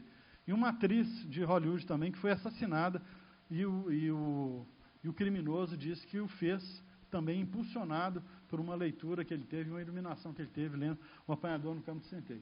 Se as pessoas já tinham uma vontade com ele, isso ajudou a torná-lo, né, uma pessoa ainda considerada mais perniciosa ainda para a vida e sociedade. Se tudo que era inveja e ciúme no campo literário acaba ganhando aí uma dimensão humana bastante perversa nesse momento. Em 1986, o Ian Hamilton, que é um biógrafo bastante conhecido, um biógrafo que tinha feito livros importantes, resolve escrever então a primeira biografia do Salinger ainda vivo. E faz como todo bom biógrafo. Começa a entrevistar todo mundo que teve contato com o Salinger, pega a lista telefônica, todo mundo que tem o nome Salinger, ele telefona e tenta marcar a entrevista, busca contato com todos os amigos e parentes de amigos, entrevista centenas de pessoas, busca os arquivos de todas as revistas, os arquivos das universidades onde ele tinha escrito cartas, os arquivos do Exército, e escreve, então, uma biografia. Ele fica tão entusiasmado com a própria biografia, ele acha que o livro dele está tão bom, que ele resolve mandar para o Salinger, né? Aí foi a inocência dele. Porque nos Estados Unidos você não precisa, nessa época, você já não precisava pedir autorização para publicar uma biografia. Ele não pediu autorização, mas eu acho que ele queria um elogio. Né? Só que Salinger, quando recebe o livro, na mesma hora fala, isso não vai sair. E era um livro, segundo o Hamilton, um livro bastante positivo com relação ao Salinger. E o Salinger usa como argumento para que o livro não seja publicado, ele entra na justiça, isso vai para a Suprema Corte, e até hoje é um desses famosos casos que tem na jurisprudência americana, né? A União contra fulano e tal, é Salinger contra Ian Hamilton. E o que o Salinger vai alegar, os advogados vão alegar, é que no livro tem várias cartas do Salinger, e que as cartas têm direito autoral. Então, assim, ele poderia publicar a biografia, mas não poderia publicar as cartas. Aí o Ian Hamilton resolve reescrever o livro fazendo uma paráfrase das cartas. Só que como a paráfrase é muito próxima das cartas, e os juízes da Suprema Corte já tinham lido o livro e viram que aquilo não era um artifício, resolvem dar ganho de causa para o Salinger, e numa decisão que é muito rara, né, em termos de liberdade de expressão nos Estados Unidos, o livro vai ser recolhido, o livro é proibido e não é editado. A única saída que sobra é o Ian Hamilton, que é uma saída que muito biógrafo faz, inclusive aqui no Brasil, o Paulo César Souza fez com o Roberto Carlos, é escrever um livro sobre Salinger. Aí ele vai publicar Em Busca de Salinger, que ele faz uma biografia dizendo como que foi tentar escrever um livro sobre Salinger, e o Salinger não deixar de escrever o livro. E no meio do caminho ele vai contando algumas das coisas que ele apurou na sua pesquisa, sem usar nenhum trecho das cartas de Salinger. Com isso, então, Salinger continua virgem enquanto um homem biografado. Né? Em 2000, a filha, então, lança o livro dela, que chama Dreamcatcher, O Caçador de Sonhos, que é um livro de uma crueldade muito grande com o próprio pai. Eu queria só um trechinho rápido, de um trecho que o filho do Salinger, o Matthew, escreve, que ela fala que o Salinger era um pai tão ruim que não ensinou sequer a amarrar os sapatos. O Matthew, que é o filho mais novo, não concorda com isso, né, briga com a irmã, de fato, tem um filme que tem as entrevistas com ela, você vê que é uma pessoa perturbada mesmo, não sei por que motivo. Eu sei que o Matthew escreve, então, uma carta que é publicada nos jornais, e a carta, a grande curiosidade da carta, que ao defender o pai, a gente parece que está lendo um trecho do próprio Sarger. Eu vou ler, então, é só um parágrafo do que ele escreveu sobre esse fato dela falar que o Sarger sequer a ensinou a amarrar os sapatos. Evidentemente, não posso dizer com autoridade que ela está conscientemente inventando tudo. Eu só sei que cresci numa casa muito diferente, com 2 pais muito diferentes daqueles que minha irmã descreve.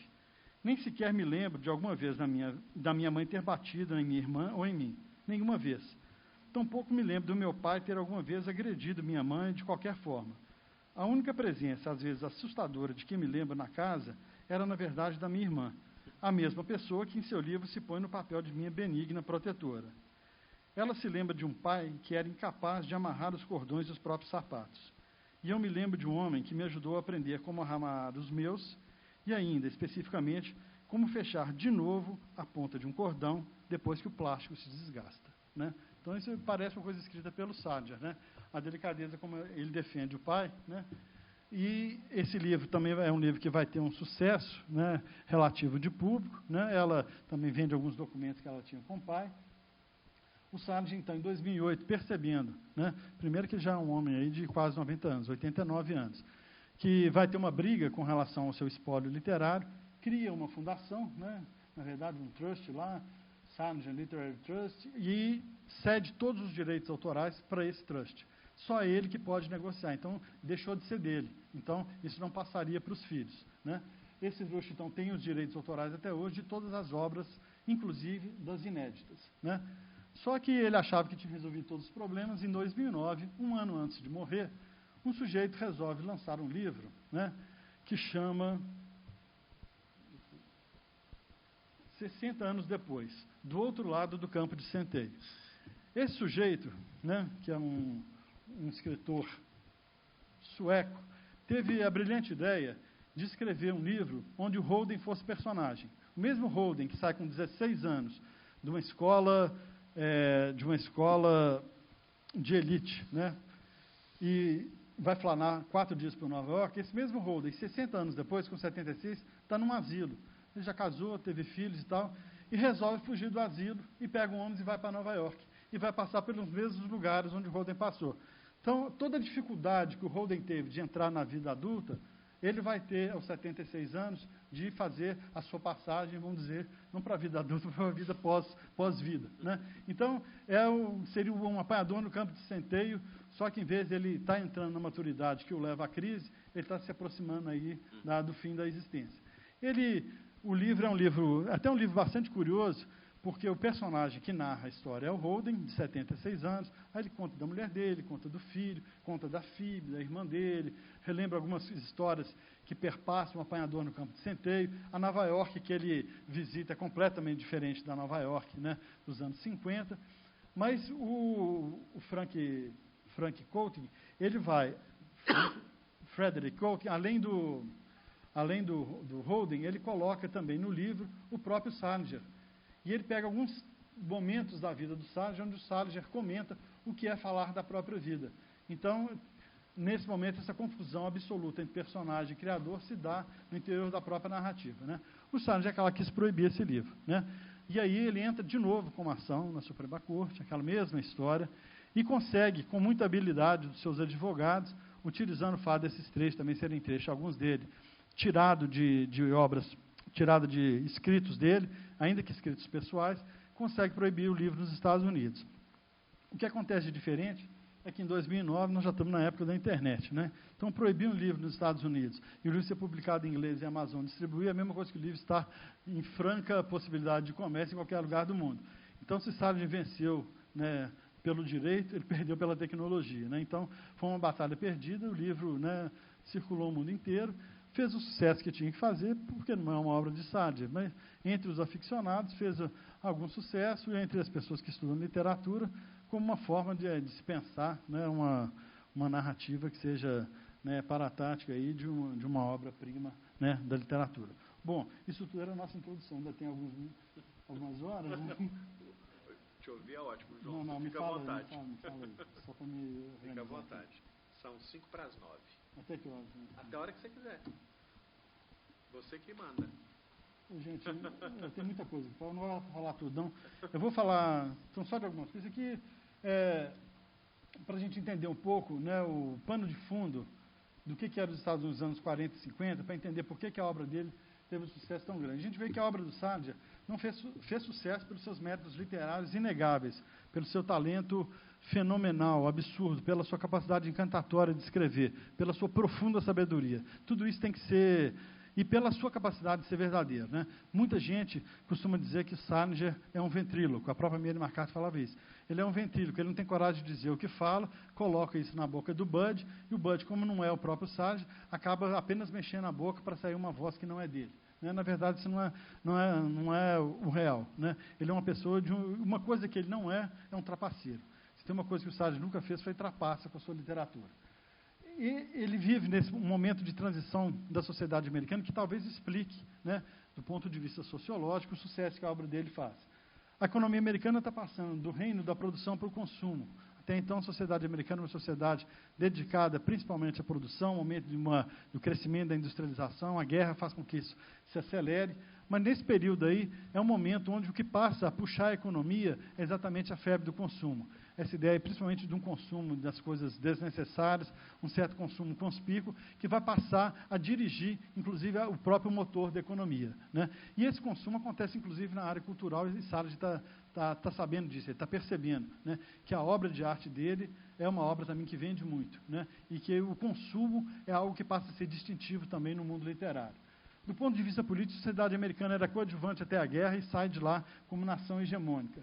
Essa transição se dá também do ponto de vista ideológico, uma sociedade que tinha um orgulho muito grande de seus valores liberais, e que nessa hora se aprofunda muito, né, na perspectiva de um certo anticomunismo, né, bastante radical, e que vai afetar também o campo da produção cultural. A gente vai ver o macartismo acontecendo no cinema, mas também na literatura, um momento de deduragem absoluta, né? As delações nem precisavam ser premiadas, eram delações por pura delação, e esse anticomunismo, né, absolutamente burro, muito semelhante ao que a gente está vivendo aqui hoje, era algo também que estava presente, né, naquele momento, que de alguma forma explique essa mensagem um pouco mais libertária de alguém que não queria entrar naquela onda, né, desse macartismo tacanho americano de classe média.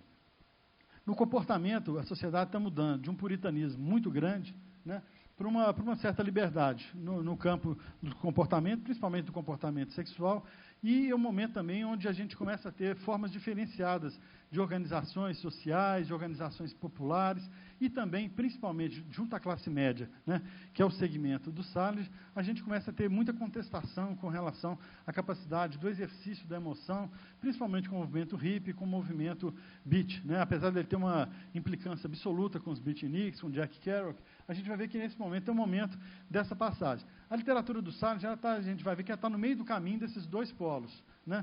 Ela é herdeira desse momento, mas ela já está anunciando o próximo. Né? A gente vai ver que tem elementos dos dois. Ele faz um pouco essa transição. Ele, de uma certa maneira, ajuda a sistematizar esses valores que estão se perdendo, mas, de uma certa maneira, convive e anuncia um diálogo com valores novos que estão surgindo. Alguns positivos e outros profundamente negativos. Né? Não existe também aí que a sociedade caminha inexoravelmente para o seu progresso, principalmente a sociedade americana, que tem na mola emperrada do conservadorismo um fator, né, fundamental da sua preservação. A relação do americano com o futuro também começa a mudar. De uma certa confiança muito grande que acontece no pós-guerra, principalmente com os movimentos de descolonização, os movimentos da luta pelos direitos civis, uma sociedade também que começa a crescer e as pessoas começam a comprar casa, comprar carro, começam a viver mais felizes, frequentar a universidade. É uma sociedade que, talvez informada por aquele anticomunismo, e pelo clima da Guerra Fria, começa a ter também um medo muito grande da destruição. Né? Essa ideia de que a sociedade podia acabar, que uma terceira guerra podia vir a qualquer momento, também aparece literalmente como uma bomba sobre a cabeça das pessoas. E em estética, a passagem que a gente está vivendo naquela época é da defesa de uma certa arte de elite, de uma arte mais sofisticada, para uma indústria cultural que prefere nivelar por baixo para poder ter um ganho maior em termos de expansão. Tanto democratizando o conhecimento, não vamos dizer que a arte da cultura de massa não democratiza? É claro que ela democratiza, ela leva conteúdos simbólicos para um número maior de pessoas. Mas à custa de quê? Né? À custa exatamente de um certo nivelamento, de um certo rebaixamento, né, de padrões estéticos e de padrões de pensamento. Esse é o solo de cultura, então, que a obra do Salinger já aparece, né? E a gente pode dividir, então, a obra dele, né, só fazendo uma análise aí bastante rápida, em dois grandes núcleos de interpretação, né? Que a gente pode chamar o núcleo da sensibilidade e da observação social. A gente pode dizer que o Salinger, ele não é nem uma coisa nem outra, ele é as duas ao mesmo tempo.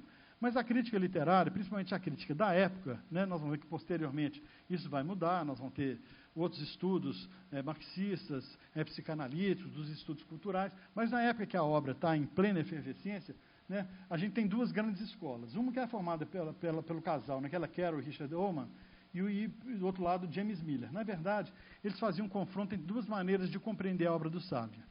Para o casal Ullmann, na verdade, o que estava presente na obra do Salinger era um altíssimo grau de observação da injustiça social da sociedade americana. É uma sociedade fracassada, é uma sociedade falida, é uma sociedade que não resolveu seus grandes dilemas. É uma sociedade racista, é uma sociedade chauvinista, é uma sociedade desigual, é uma sociedade violenta, né? E Salinger mostra isso o tempo todo, não de maneira explícita, né? Mas a sua obra, né, principalmente o Apanhador no Campo de Centeio, é uma grande expressão dessa observação social profunda.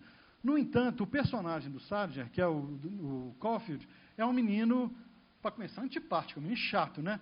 É um menino muito chato, que tem uma profunda percepção do que está acontecendo na sociedade, mas ele é incapaz de apontar um caminho novo. Ele só consegue se rebelar. Ele acha tudo uma droga, né? Tudo é uma porcaria. Tudo, e vou usando outras palavras aí, de nível menos aconselhável, né? Mas tudo para ele é o que ele chama de phony, né? É o adjetivo que mais aparece no livro, que a gente pode traduzir por embuste, fajuto, babaca, droga. Talvez babaca seja uma forma mais próxima do nosso. Esse cara é um babaca, né? É aquela forma de você desprezar algo porque não dá conta da verdadeira significação, né? Nas traduções a gente tem droga, porcaria e fajuto, mas eu acho que talvez uma nova tradução colocasse essa. Eu acho que a palavra babaca, pelo menos num certo nível, e ela traduz bem o que o Holden Caulfield chama sociedade. Então ele mapeia bem essa sociedade, mas é incapaz de dar o passo seguinte, né? O Holden não gosta de nada, ele não gosta de ninguém, né? E numa das cenas finais do livro, ele está com a irmã dele, que é quem vai ser responsável pela redenção dele, a Phoebe, que é uma menina encantadora, e ele vê no encanto dela, da infância, uma possibilidade de sair, né, do impasse que ele está. A Phoebe fala assim, do que você gosta? Ele não gosta de nada, não gosta disso, não gosta daquilo, ele gosta do Museu de História Natural, principalmente dos bichos empalhados, porque eles não podem mudar, né? Ele não quer nada que mude, nada que o desafie. Gosta do irmão dele, que morreu, né? Que ele adora o irmão, que ele mal conhecia, mas ele gosta muito do irmão que morreu. Quer dizer, tudo que não pode interferir no mundo, tudo que não pode influenciar, tudo que não pode mudar, ele gosta. Qualquer coisa que tem um mínimo de vitalidade, né, ele fala que é fone, ele fala que é babaca, né? Mexendo aqui com os advogados, eu não quero ser advogado, não. Advogados são esses caras que ficam lá mentindo para poder dar dinheiro para os outros, né? Eu não quero ser cientista, não. O cientista é um mentiroso também, ele sabe que o que ele está falando não é sustentável, e ele faz aquilo só para poder ganhar fama. Eu não quero ser escritor, não. Os escritores são os mentirosos, depois se prostituem e vão para Hollywood fazer roteiro. Então ele não gosta de nada, né? E a Phoebe, então, pergunta do que ele gosta, você fala que gosta só do irmão, e a gente tem, então, essa percepção clara, né, de que é uma pessoa que a observação social levou ele ao mundo da alienação, né? Ele não conseguiu fazer o momento da não alienação, se a gente pensar aí num campo aí de superação dialética. Ele não consegue sair para o mundo, né? E é justamente esse impasse entre uma pessoa que percebe que o mundo não serve a ele e que não dá conta de chegar a esse mundo, que é o grande dilema, né, da vida do Holden Caulfield. O William Faulkner dizia, né, numa frase que ele escreveu sobre o Salinger, sobre o Apanhador no Campo de Centeio, tem uma frase genial, que ele fala, o personagem de Salinger quer chegar ao mundo, mas quando ele chega no mundo, o mundo já não existe, né? O mundo já acabou. Ele demora tanto a chegar que quando ele chega, aquele mundo já foi destruído, né? O outro lado, né, dessa equação, o outro lado da crítica, é uma crítica, vamos dizer, mais essencialista, é aquela que vê na obra do Salinger aquele que trabalha com os grandes valores, né, que trabalha com os grandes sentimentos, trabalha com a questão da religião, da transcendência, da bondade, dos valores universais. Então, a literatura dele sobrevive, né, independente da questão de época, independente da questão histórica, porque ela trata de elementos que são elementos fundamentais para a existência humana. Então, é uma maneira de tentar individualizar uma crítica que é uma crítica muito mais ampla, que é uma crítica social, que é uma crítica política. Todo problema do mundo é um problema da pessoa, é um problema. Se você curar a sua alma, né, você vai curar o mundo. Resolve seu problema pessoal, que é um pouco o caminho que o livro vai seguir, né? A gente sabe que ao final ele está internado numa clínica e ele escreve o livro a pedido de um psicanalista para ele relembrar o que foi a vida dele. É um exercício, né, de autoanálise que ele faz escrevendo o livro. E, curiosamente, na última frase ele fala, né, eu comecei a escrever esse livro, eu acho que não serve para nada, eu acho que isso é uma porcaria, eu acho que isso é uma bobagem, mas, em compensação, à medida que a gente acaba de escrever o livro, a gente tem uma saudade danada das pessoas, né? Então, quer dizer que esse processo psicanalítico, de uma certa maneira, se completa no trabalho de escrever um próprio livro. E essas duas, né, relações, entre a revelação de relações sociais nos Estados Unidos e a individualização da revolta, dividiu, de uma certa maneira, a crítica durante muitos anos, né? Geralmente você tinha ou referências morais e psicológicas para explicar o Salinger, né? Aí você usava a religião, usava a psicologia, usava a psicanálise, você tinha uma leitura mais sociológica, né? Inclusive marxista, tentando buscar no contexto social e político, né? Na capacidade de revelar esse contexto, o que tinha de mais importante, né? De mais perene na obra do Salinger. Nesse sentido, o Holden seria um menino, né, hipersensível ou um menino com consciência social. Possivelmente as duas coisas. Talvez a riqueza do livro seja exatamente a incapacidade que a gente tem de reduzi-lo a um desses polos, né? Na verdade, o que esses críticos que vão dominar a cena aí até os anos 70 fazem é exatamente fazer esse exercício entre a psicologia e a política, né? Então, a gente vai ver que a gente tem um enigma aí do apanhador do campo de centeio. Eu acho que a gente pode...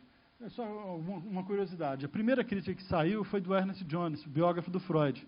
Em 1951, ele vai escrever uma crítica do apanhador do campo de centeio, tal o sucesso do livro, né? Ele era um psicanalista importante, um dos mais importantes psicanalistas do mundo à época, tinha sido o primeiro biógrafo, né, de Freud, foi analisado por Freud, e ele escreve dizendo que o livro não é literatura, mas um documento psicanalítico, né, e rebaixa a qualidade literária do livro, dizendo que não é uma obra de arte. A gente não tem tempo, mas eu trouxe um outro livro de um outro psicanalista que analisa o apanhador no campo de centeio e tem uma versão completamente diferente, mostrando que é exatamente porque ele é um documento psicanalítico, ele é uma obra de arte, que, num certo sentido, ele realiza algumas intuições freudianas sem precisar, né, passar por Freud, né. Nós vamos ver que outro enigma interessante no caso do apanhador é essa relação entre Huckleberry Finn, que é um pouco, né, o herói arquetípico, né, revoltado da literatura americana, mas um herói que vive uma dimensão trágica, com outros dois, né, anti-heróis também que vivem essa dimensão da errância, buscando algum tipo de sentido, mas que caminham um pouco para a sentimentalidade, que é o caso dos personagens da literatura beat, né, e do Holden Caulfield. No livro Seymour, uma introdução, né, o Bud abre falando do irmão Seymour, e ele vai falando, esse livro é para todo tipo de leitor, exceto os vagabundos iluminados, que é uma referência direta ao Jack Kerouac, aos beatniks, aos tocadores de tambores, porque tem um livro que chama dos tambores, né, do Dharma, e por aí vai. Então, ele dá várias cacetadas aí no movimento hippie, no movimento beat, considerando uma arte desleixada, fala, nenhum desses precisam ser leitores do nosso livro, porque eles não vão entender o que eu vou falar. Esse livro é para você, leitor, que é um cara legal, né? Então, isso está logo nas primeiras frases do Seymour, uma introdução. George Steiner talvez seja o crítico literário mais gabaritado que a gente teve aí nos anos 70. Ele é autor de uma obra clássica, ele escrevia também nas revistas literárias, era autor de obras de filosofia e de literatura, escreveu um ensaio, que talvez seja o ensaio mais importante, que chama Tolstói e Dostoiévski, que é um livro sobre literatura russa, que é considerado o maior clássico sobre a literatura russa, e ele vai dizer, eu sou o primeiro soldado das baterias anti-Salinger do universo. Eu detesto o Salinger. Salinger, para mim, nada mais é um cara capaz de fazer resmungos semi-analfabetos, eivados de apatia política, né? Então, a gente vê que a divisão fez com que Steiner detestasse ele tanto, e Faulkner, né, que é um escritor, né, não vou dizer do mesmo gabarito, mas seguramente, né, superior a Steiner, considerou a obra do Sandler a melhor obra da atual geração de escritores. Né? E a gente vai ver que a crítica, então, a partir daí segue o seu caminho, né? Quem é da área de letras pode acompanhar isso muito melhor. E a gente vai ter desanálise estilística, né? Principalmente esse uso do vocabulário muito vulgar, do vocabulário chulo, de muito palavrão. Como é possível fazer uma obra, né, capaz de chegar à transcendência utilizando apenas palavrão, vocabulário chulo e repetição? Pra vocês terem uma ideia, ele chama Phoebe, né, o Holden chama a Phoebe, irmã dele, de velha Phoebe, o livro todo, velha Phoebe. A velha Phoebe tem 10 anos de idade. Né? Numa tradução ele fala nossa amiga Phoebe, né? Na tradução do Jório Dalcer ele fala velha Phoebe. Na do Caetano Galindo ele fala nossa amiga Phoebe. Ele podia falar isso uma vez só que ele fala isso umas 200 vezes no livro. Aí eu encontrei com a nossa amiga Phoebe, aí a nossa amiga Phoebe, aí é nossa. Quer dizer, é aquela repetição que fica parecendo que o cara não tem vocabulário. Né? Na verdade, esse uso da repetição estilística, primeiro, além de conseguir se aproximar muito da oralidade, né, cria uma possibilidade de um discurso que quase fica despido de qualquer tipo de vaidade de trazer grandes verdades, e o próprio discurso em si, ele tem que sustentar pelaquilo que ele está colocando no diálogo entre as pessoas. Uma pergunta que eu coloco aí, que a gente talvez tivesse mais tempo, porque os adultos indicam esse livro aos jovens. Né? Por que esse livro faz sucesso? Seria uma outra pergunta. Né? Na verdade, quem é que vai indicar para o filho um livro onde o menino é péssimo aluno, é expulso do colégio, foge para Nova York, procura uma prostituta, enche a cara de bebida, faz tudo errado, vai na casa de um professor que o assedia, depois entra em casa de forma sorrateira, praticamente vai raptar a irmã dele e levar para um parque, depois tem um ataque dos nervos e acaba sendo internado numa clínica. Que pai quer que o filho passe por uma experiência como essa? Eu acredito que nenhum. Né? O que talvez, né, explique esse sucesso, explique essa vontade que os pais têm de ler esse livro com os filhos, né, é o fato, aí, psicologia profundamente de botequim, é o fato que eu acho que os pais saíram do mundo real, do Sandler, que ele chama mundo bom, e passaram para o mundo fone, para o mundo fajuto, para o mundo babaca. Como a gente não quer aceitar que a gente vive no mundo babaca ou no mundo quadradão, a gente dá o livro para o filho para dizer, olha, meu filho, eu também já fui legal, eu adorei esse livro quando eu li. Né? E, além de tudo, a mensagem final do livro não é uma mensagem de revolta. Acaba que é uma mensagem onde o Holden consegue se encontrar, primeiro, né, na pureza da irmã, e segundo, no tratamento. E termina o livro ele indo para uma nova escola, onde ele vai se matricular e promete estudar. Então, na verdade, ele passa por todos esses problemas, mas acaba se tornando um cara legal. Talvez um cara legal, né, entre aspas, no sentido quadradão, no sentido fone, que vai, posteriormente, né, levar a mulher do melhor amigo para a cama, como a gente viu, né, naquele conto de 9 histórias. Né? A história do assédio que eu queria dizer é porque tem 3 cenas, em 3 livros diferentes do Sandler, onde aparece nitidamente a questão do assédio sexual. E o mais curioso, né, como eu falei com vocês, é que isso não foi percebido à época. Se percebeu tudo, as pessoas viraram a literatura dele de cabeça para baixo. Nem os cigarros escaparam, como eu falei com você.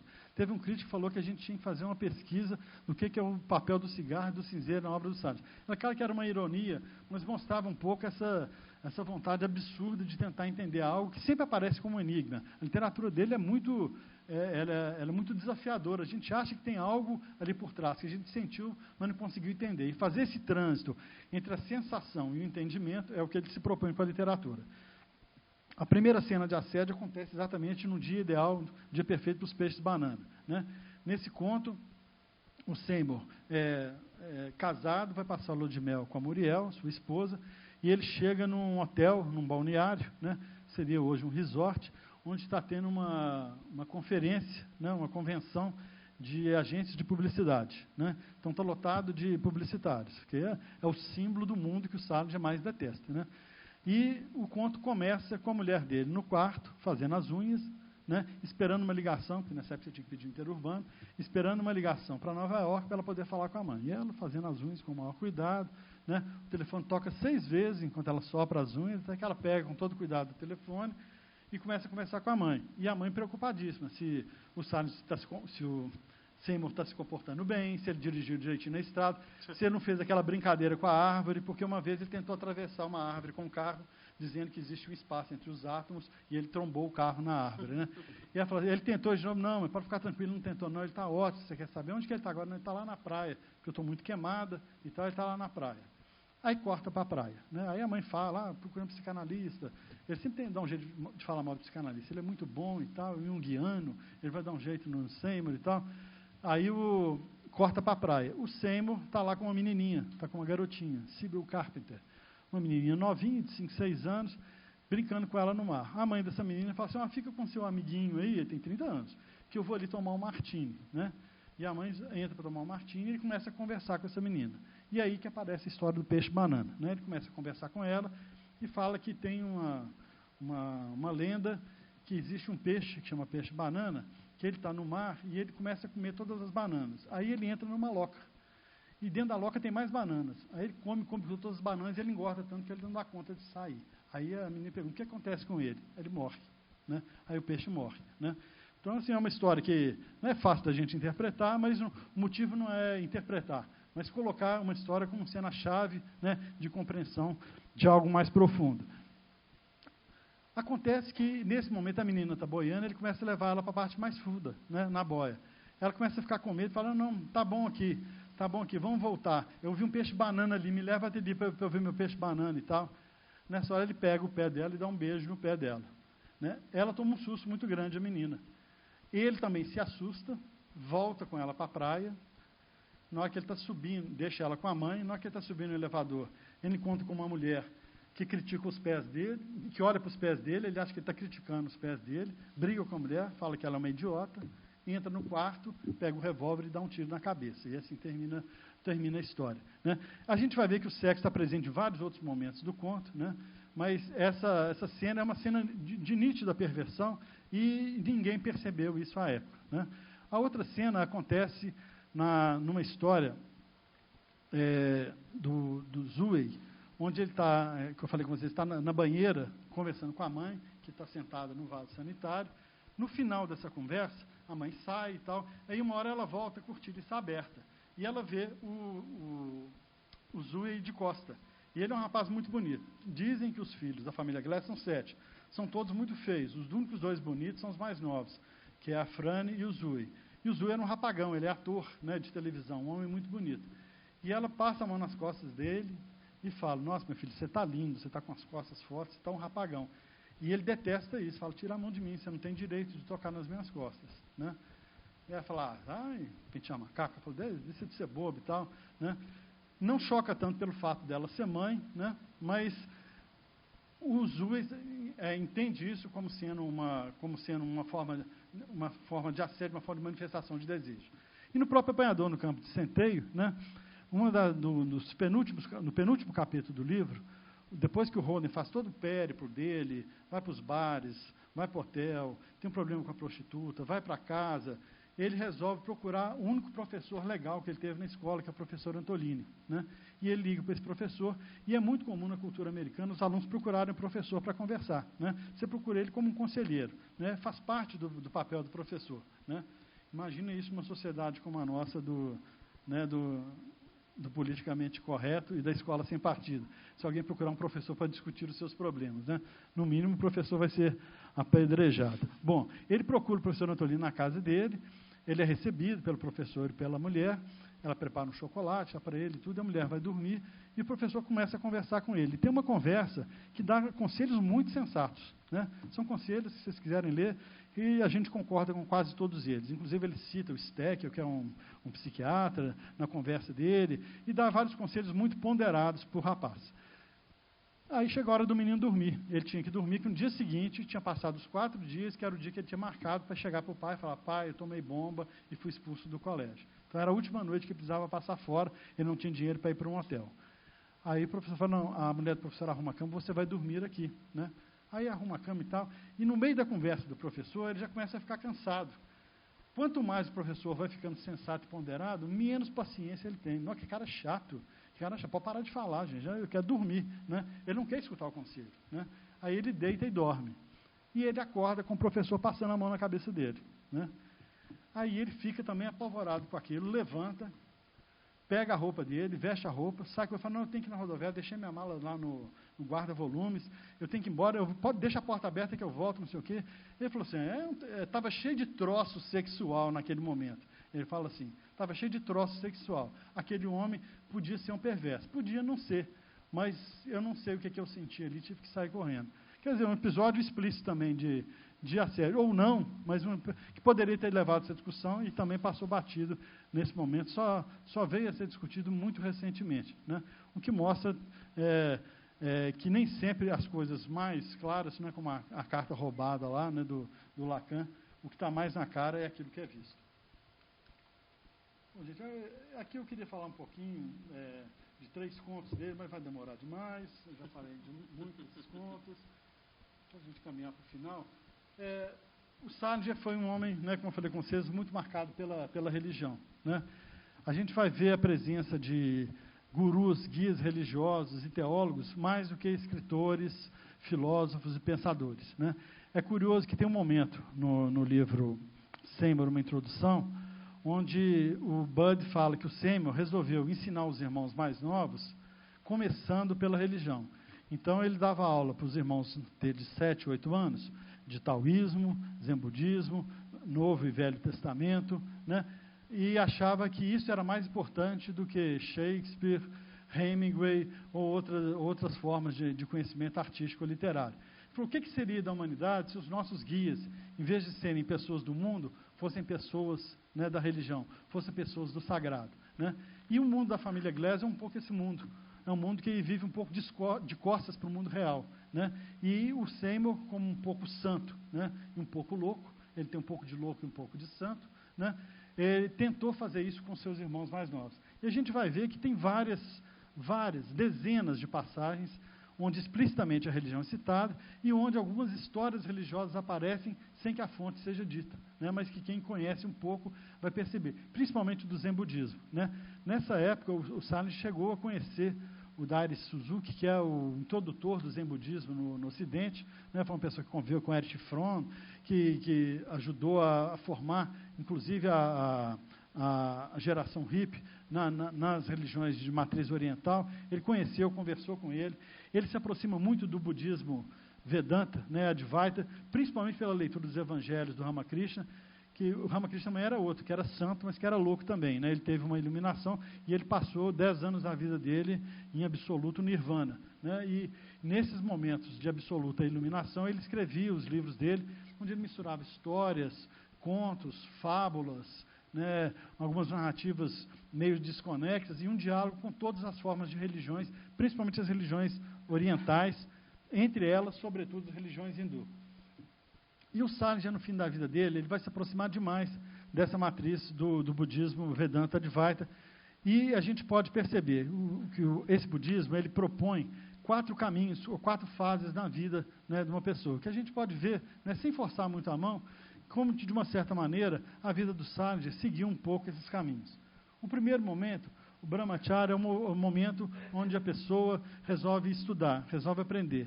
Para isso, ela tem que conter os seus instintos, principalmente os instintos de natureza corporal e sexual. Ela tem que fazer um voto de castidade, né, que essa castidade vai permitir com que ela retenha essa energia para que ela seja despendida em coisas que são mais importantes na formação espiritual do homem, né? Então, Salinger teve esse momento. A gente vê que os personagens deles custam a perder a virgindade, ele tem uma dificuldade muito grande com um relacionamento com essas moças jovens, todos eles foram complicados nesse momento, e a gente vê que os personagens dele passam também um pouco por isso.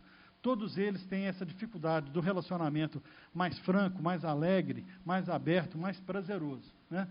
O segundo momento, né, desse caminho aí do budismo Vedanta seria o Gashutaya, que seria um momento onde o homem casa, tem filhos e contribui com a humanidade.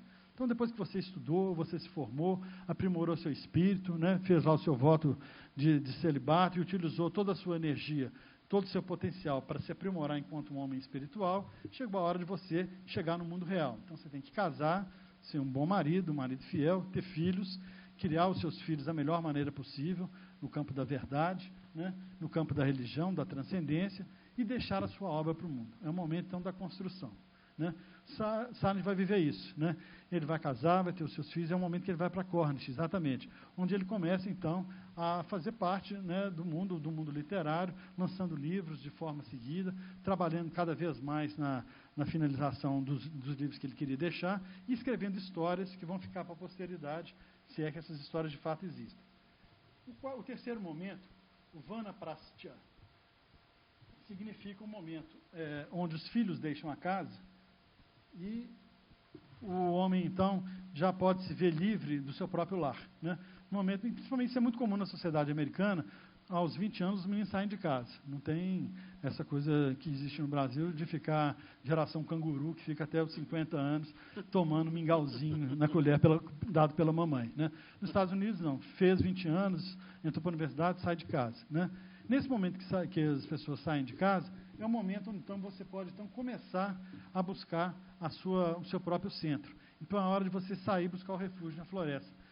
Né? Foi exatamente o que o Salinger vai fazer. Ele abandona Nova York, vai para New Hampshire, a casa dele é praticamente um sítio, ele planta várias árvores, ele vai viver de forma cada vez mais retirada, né? E é curioso que ele vai falar tem uma hora que o personagem dele, o Holden, diz o seguinte: eu quero chegar a um momento onde eu consiga sair do mundo, onde eu consiga morar numa floresta, onde eu consiga criar meus filhos sem escola, onde eu possa criar meus filhos apenas com a leitura dos grandes sábios, né? Onde eu possa viver, né, absolutamente sozinho, sem estar nem um pouco preocupado em conviver com os outros, né? Que a gente vê que é um pouco a sinopse daquele filme Capitão Fantástico, não sei se vocês assistiram, né? Que é um homem também que nega todos os valores da civilização consumista americana e depois que a mulher dele morre, resolve ele mesmo criar os filhos, né, com a leitura dos grandes clássicos libertários, né, começando com Walden, passando por vários outros pensadores religiosos e políticos, chegando até Noam Chomsky, que ele festeja o dia do aniversário do Noam Chomsky, como sendo o dia da independência americana e tal. É um filme muito interessante que mostra um pouco essa vertente do americano que quer viver de forma independente, isolada, né, e levar a sua verdade até últimas consequências, tendo que sua família como uma forma de propriedade que dê continuidade a esse desígnio.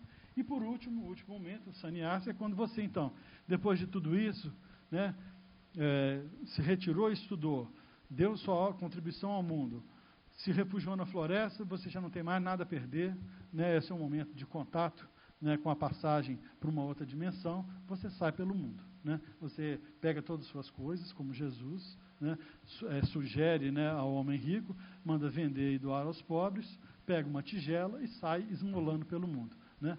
A gente não vai dizer que Salinger saiu esmolando pelo mundo, mas é muito nítido que ele renuncia completamente ao mundo, uma vez que ele para, inclusive, né, de publicar seus livros, suas histórias, em 65. Fica 45 anos, né, escrevendo as suas histórias, então, no seu bunker defeso.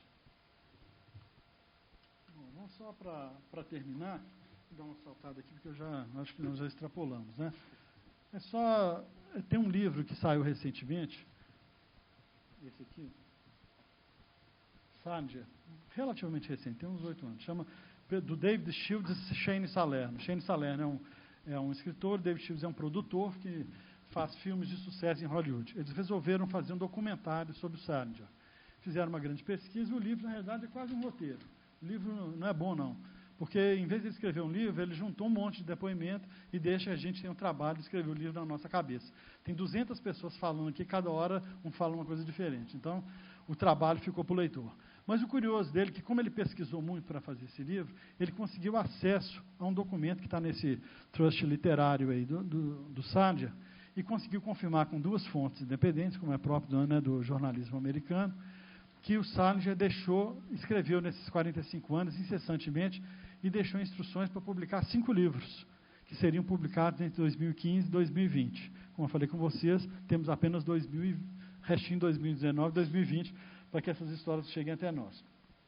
O primeiro livro seria The Glass Family, seria a reunião de todas as histórias da família Glass, mais 5 novos contos, inclusive um conto que conta a vida do Seymour depois da morte, né? Porque o Seymour é tão especial que até depois da morte ele tem o que nos dizer.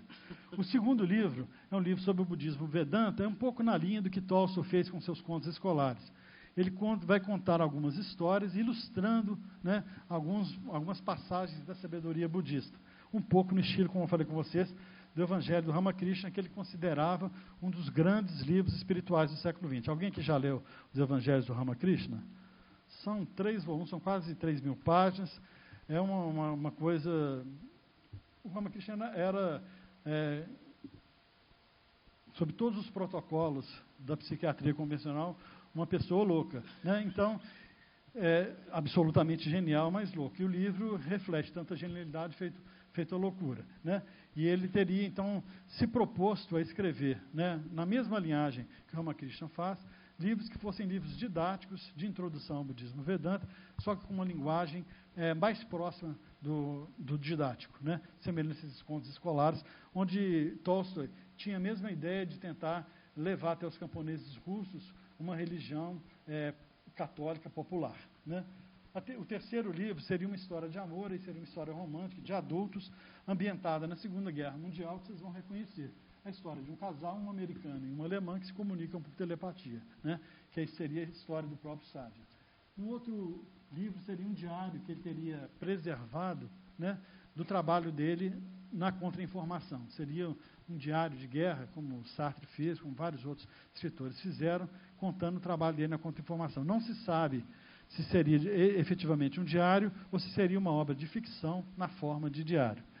E, por último, né, ele recuperaria um conto, chama Todos os Peter Pans, que é um conto também de juventude, onde ele fala do Holden Caulfield, acrescido de 5 novas histórias, ele refaz esse conto e traz mais 5 novas histórias do Holden Caulfield. Com isso, ele concluiria, então, as suas duas grandes famílias espirituais e literárias, os Caulfield e os Glass, né?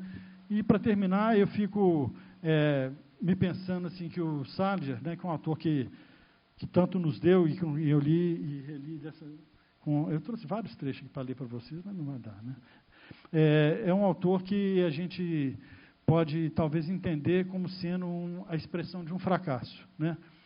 Ele começa com um livro para jovens, que é um livro que é um sucesso enorme de público e que mobiliza a consciência literária, a consciência humana e o pensamento durante um grande período do século XX.